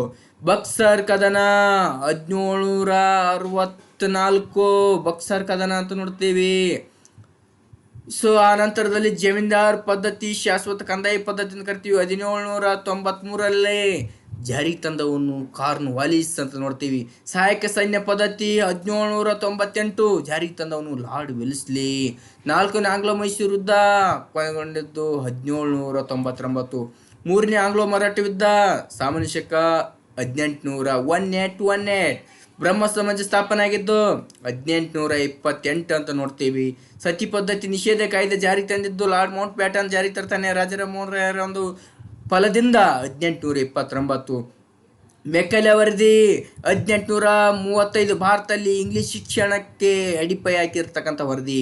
ದತ್ತು ಮಕ್ಕಳಿಗೆ ಹಕ್ಕಿಲ್ಲ ನೀತಿ ಲಾರ್ಡ್ ಡಾಲ್ಹೌಸಿ ಜಾರಿಗೆ ತಂದಿದ್ದು 1848 ಅಂತ ನೋಡ್ತೀವಿ. ಉಡ್ಡನ ವರದಿ 1854. ಭಾರತದಲ್ಲಿ ಆಂಗ್ಲ ಶಿಕ್ಷಣ ಎಮ್ಮರವಾಗಿ ಬೆಳೆಯಿತು. ಅನೇಕ ವಿಶ್ವವಿದ್ಯಾಲಯಗಳ ಸ್ಥಾಪನೆ ಆದವು ಅಂತ ನೋಡ್ತೀವಿ. ಈ ಒಂದು ಉಡ್ಡನ ವರದಿಯ ನಂತರದಲ್ಲಿ ಮ್ಯಾಗ್ನಾ ಕಾರ್ಟ್ ಅಂತ ಕರಿತೀವಿ, ಶಿಕ್ಷಣದ ಮ್ಯಾಗ್ನಾ ಕಾರ್ಟ್ ಅಂತ ಕರಿತೀವಿ. ಉಡ್ಡನ ಪ್ರಥಮ ಸ್ವತಂತ್ರ ಸಂಗ್ರಾಮ 1857 ಭಾರತದಲ್ಲಿ ಬ್ರಿಟಿಷ್ ಸಾಮ್ರಾಜ್ಯದ ಬುಡವನ್ನು ಅಲುಗಾಡಿಸಿದ ಒಂದು ಸಂಗ್ರಾಮ, ಪ್ರಥಮ ಸ್ವತಂತ್ರ ಸಂಗ್ರಾಮ ನೋಡ್ತೀವಿ. ವಿಕ್ಟೋರಿಯಾ ರಾಣಿಯ ಘೋಷಣೆ 1858 ಅಂತ ನೋಡ್ತೀವಿ. ಆರ್ಯ ಸಮಾಜದ ಸ್ಥಾಪನೆ ದಯಾನಂದ ಸರಸ್ವತಿಯರು ಸ್ಥಾಪನೆ ಮಾಡ್ತಾರ 1875 ಬಾಂಬೆಯಲ್ಲಿ ಅಂತ ನೋಡ್ತೀವಿ. ರಾಮಕೃಷ್ಣ ಮಿಷನ್ ಸ್ಥಾಪನೆ ಇದು 1873 ಅಂತ ಬೇಕು, ಮಿಸ್ಟೇಕ್ ಆಗಿದೆ, 73 ಅಂತ ಮಾಡಿಕರಿ. ಅನಂತರ ಥಿಯೋಸೋಫಿಕಲ್ ಸೊಸೈಟಿ ಪ್ರಾರಂಭ 1882ರಲ್ಲಿ ಆನಿ ಬೆಸೆಂಟ್ ಅವರು. ನೆಕ್ಸ್ಟ್ ಭಾರತೀಯ ರಾಷ್ಟ್ರೀಯ ಕಾಂಗ್ರೆಸ್ ಸ್ಥಾಪನೆ 1885 ಅಂತ ನೋಡ್ತೀವಿ. ಈ ಘಟನೆಗಳಲ್ಲಿ ಒಂದು ಅಂಕ ಬರುವಂಥ ಸಾಧ್ಯತೆ ಹೆಚ್ಚಾಗಿದೆ ಅಂತ ನೋಡ್ತೀವಿ. ಇನ್ನು ಕೊನೆಯದಕ್ಕೆ ಬಂದ್ಬಿಡೋಣ. ಭಾರತೀಯ ರಾಷ್ಟ್ರೀಯ ಕಾಂಗ್ರೆಸ್ನ ಮೊದಲ ಅಧಿವೇಶನ 1885ರಲ್ಲಿ ಬಾಂಬೆಯಲ್ಲಿ ನಡೀತೆ ಅಂತ ನೋಡ್ತೀವಿ. ಇವಾಗ ಸಾಮಾನ್ಯ ಶಕ 1886ರಿಂದ 1973ವರೆಗಿನ ಘಟನೆಗಳನ್ನು ನೋಡೋಣ. ಚಿಕಾಗೋ ವಿಶ್ವ ಧರ್ಮ ಸಮ್ಮೇಳನ 1893. ಸ್ವಾಮಿ ವಿವೇಕಾನಂದರು ಭಾಗವಹಿಸಿದ್ರು ಅಂತ ಗೊತ್ತು. ನೆಕ್ಸ್ಟ್ ಪುರಾತತ್ವ ಇಲಾಖೆ ಸ್ಥಾಪನೆ 1861 ಅಥವಾ 1904 ಅಂತಿದೆ. 1904 ಅಂತ ಸರಿಯಾದಂಥ ಉತ್ತರ ಬರಿಬೇಕಾಗುತ್ತೆ. ಆದರೆ 1861ರಲ್ಲಿ ಸ್ಥಾಪನೆ ಆಗಿದ್ದು ಪುರಾತತ್ವ ಸಂರಕ್ಷಣೆ ಇಲಾಖೆ ಅಂತ ನೋಡ್ತೀವಿ. ನೆಕ್ಸ್ಟ್ ಬಂಗಾಳದ ವಿಭಜನೆ, ಧಾರ್ಮಿಕವಾಗಿ ವಿಭಜಿಸ್ತಾನೆ ಲಾರ್ಡ್ ಕರ್ಜನ್ 1905. ಹಿಂದೂಗಳು ಮತ್ತು ಮುಸ್ಲಿಮರು ವಿಭಜಿಸ್ತಕ್ಕಂಥ ತಂತ್ರ ಅವಂದಾಗಿತ್ತು ನೋಡ್ತೀವಿ. ಕನ್ನಡ ಸಾಹಿತ್ಯ ಪರಿಷತ್ ಸ್ಥಾಪನೆ 1905. 1915 ಸರ್ ಎಂ ವಿಶ್ವೇಶ್ವರಯ್ಯ ಸ್ಥಾಪನೆ ಮಾಡ್ತಾರೆ. ಮೈಸೂರು ವಿಶ್ವವಿದ್ಯಾಲಯ ಸ್ಥಾಪನೆ ಸರ್ ಎಂ ವಿಶ್ವೇಶ್ವರಯ್ಯವರು 1916. ಜಲಿಯನ್ ವಾಲಾಬಾಗ್ ದುರಾಂತ್ ದೊಡ್ಡ ಪ್ರಮಾಣದ ಹತ್ಯಾಕಾಂಡ, ಭಾರತದ ಹೃದಯವನ್ನು ಸೀಳಿಬಿಟ್ರು ಈ ಕೆಂಪು ಕೋತಿಗಳು, ಭಾರತದ ರಕ್ತವನ್ನು ಚೆಲ್ಲಾಡಿದ್ರು ಅಂತ ನೋಡ್ತೀವಿ. ಜಲಿಯನ್ ವಾಲಾಬಾಗ್ ದುರಂತ 1919. ಹರಪ್ಪ ಸಂಶೋಧನೆ 1921. ಮೊಟ್ಟ ಮೊದಲ ಬಾರಿಗೆ ಭಾರತದಲ್ಲಿ ಕೂಡ ಒಂದು ಪ್ರಾಚೀನವಾದ ನಾಗರಿಕತೆ ಇತ್ತು ಅನ್ನುವಂಥ ಮಾಹಿತಿ ನಮಗೆ 1921 ಗೊತ್ತಾಯಿತು. ಅಸಹಕಾರ ಚಳವಳಿ, ಬ್ರಿಟಿಷರ ವಿರುದ್ಧ ಅಸಹಕಾರ ಚಳವಳಿ ಭಾರತದಲ್ಲಿ ಪ್ರಾರಂಭ ಆಯಿತು. ದೊಡ್ಡ ಪ್ರಮಾಣದಲ್ಲಿ ಬ್ರಿಟಿಷರಿಗೆ ಸಹಕಾರ ಕೊಡಬೇಡ್ದು 1922ರಲ್ಲಿ ನಡೀತು ಅಂತ ನೋಡ್ತೀವಿ. ಮೆಹಂಜಾದಾರೋ ಶೋಧನೆ 1922ರಲ್ಲಿ ಮತ್ತೊಂದು ನಗರವನ್ನು ಕಂಡುಹಿಡಿದ್ರು ಪ್ರಾಚೀನ ನಾಗರಿಕತೆಯಲ್ಲಿ ನೋಡ್ತೀವಿ. ಬೆಳಗಾವಿ ಕಾಂಗ್ರೆಸ್ ಅಧಿವೇಶನ ಗಾಂಧೀಜಿ ವಹಿಸಿದಂಥ ಅಧ್ಯಕ್ಷತೆ ವಹಿಸಿರ್ತಕ್ಕಂಥ ಏಕೈಕ ಅಧಿವೇಶನ ಅಂತ ನೋಡ್ತೀವಿ. ಬೆಳಗಾವಿಯಲ್ಲಿ ನಡೀತು. ಯಾವಾಗಪ್ಪ ಅಂದರೆ 1924. ಸಂವಿಧಾನ ಆಯೋಗ ಭಾರತಕ್ಕೆ ಸಂವಿಧಾನಾತ್ಮಕ ಮಾರ್ಗವನ್ನು ಸೂಚಿಸಲು ಭಾರತಕ್ಕೆ ಬಂದಿತ್ತು 1927ರಲ್ಲಿ ಅಂತ ನೋಡ್ತೀವಿ. ನೆಹರು ವರದಿ, ಸಂವಿಧಾನ ಆಯೋಗ ಒಂದು ಚಾಲೆಂಜ್ ಮಾಡಿ ಹೋಗ್ತಾರೆ, ನೀವೊಂದು ವರದಿಯನ್ನು ನೀಡಿ ಅಂತ. ಆವಾಗ ರೆಡಿಯಾದಂಥ ವರದಿ ನೆಹರು ವರದಿ ಅಂತ ನೋಡ್ತೀವಿ. ಮೋತಿಲಾಲ್ ನೆಹರು ನೇತೃತ್ವದಲ್ಲಿ 1929. ಪೂರ್ಣ ಸ್ವರಾಜ್ಯ ಘೋಷಣೆ ಸಾಮಾನ್ಯ ಶಕ 1929ರಲ್ಲಿ ನಮ್ಮ ದೇಶದಲ್ಲಿ ಮೊಟ್ಟ ಮೊದಲಿಗೆ ಸ್ವಾತಂತ್ರ್ಯವನ್ನು ಘೋಷಣೆ ಮಾಡ್ಕೊಂಡ್ರು ಅಂತ ನೋಡ್ತೀವಿ. ದಂಡಿ ಸತ್ಯಾಗ್ರಹ ಅಥವಾ ಉಪ್ಪಿನ ಸತ್ಯಾಗ್ರಹ ಸಾಮಾನ್ಯ ಶಕ 1930 ಅಂತ ನೋಡ್ತೀವಿ. ಎರಡನೇ ದುಂಡು ಮೇಜಿನ ಸಮ್ಮೇಳನ 1931ರಲ್ಲಿ ಲಂಡನ್ನಲ್ಲಿ ನಡೀತಾ ನೋಡ್ತೀವಿ. ಪುನಃ ಒಪ್ಪಂದ ಇಬ್ಬರು ಮಹಾನ್ ನಾಯಕರಾಗಿರ್ತಕ್ಕಂಥ ಮಹಾತ್ಮ ಗಾಂಧಿ ಮತ್ತು ಅಂಬೇಡ್ಕರ್ ಮಧ್ಯೆ ನಡೀತು ಅಂತ ನೋಡ್ತೀವಿ. ಭಾರತ ಬಿಟ್ಟು ತೊಲಗಿ ಚಳವಳಿ ಅಥವಾ ಕ್ವಿಟ್ ಇಂಡಿಯಾ ಚಳವಳಿ 1942ರಲ್ಲಿ ನಡೀತು. ದೊಡ್ಡ ಪ್ರಮಾಣದಲ್ಲಿ ಬ್ರಿಟಿಷರ ವಿರುದ್ಧ ನೋಡ್ತೀವಿ. ದಾರ್ ಸಮಿತಿ 10 ಮತ್ತು JVP ಸಮಿತಿ 1948 ಮತ್ತು 1949 ನೋಡ್ತೀವಿ. ಕರ್ನಾಟಕ ಏಕೀಕರಣ ಮತ್ತು ಏಕೀಕೃತ ಮೈಸೂರು ರಾಜ್ಯ ನಿರ್ಮಾಣವಾಗಿದ್ದು 1956. ಕರ್ನಾಟಕ ಅಂತ ನಾಮಕರಣವಾಗಿದ್ದು 1973. ಕನಿಷ್ಠವಾಗಿರ್ತಕ್ಕಂಥ ಸುಮಾರು 100ಕ್ಕೂ ಹೆಚ್ಚು ಘಟನೆಗಳನ್ನು ನಾವು ಅಭ್ಯಾಸ ಮಾಡಿದ್ದೀವಿ.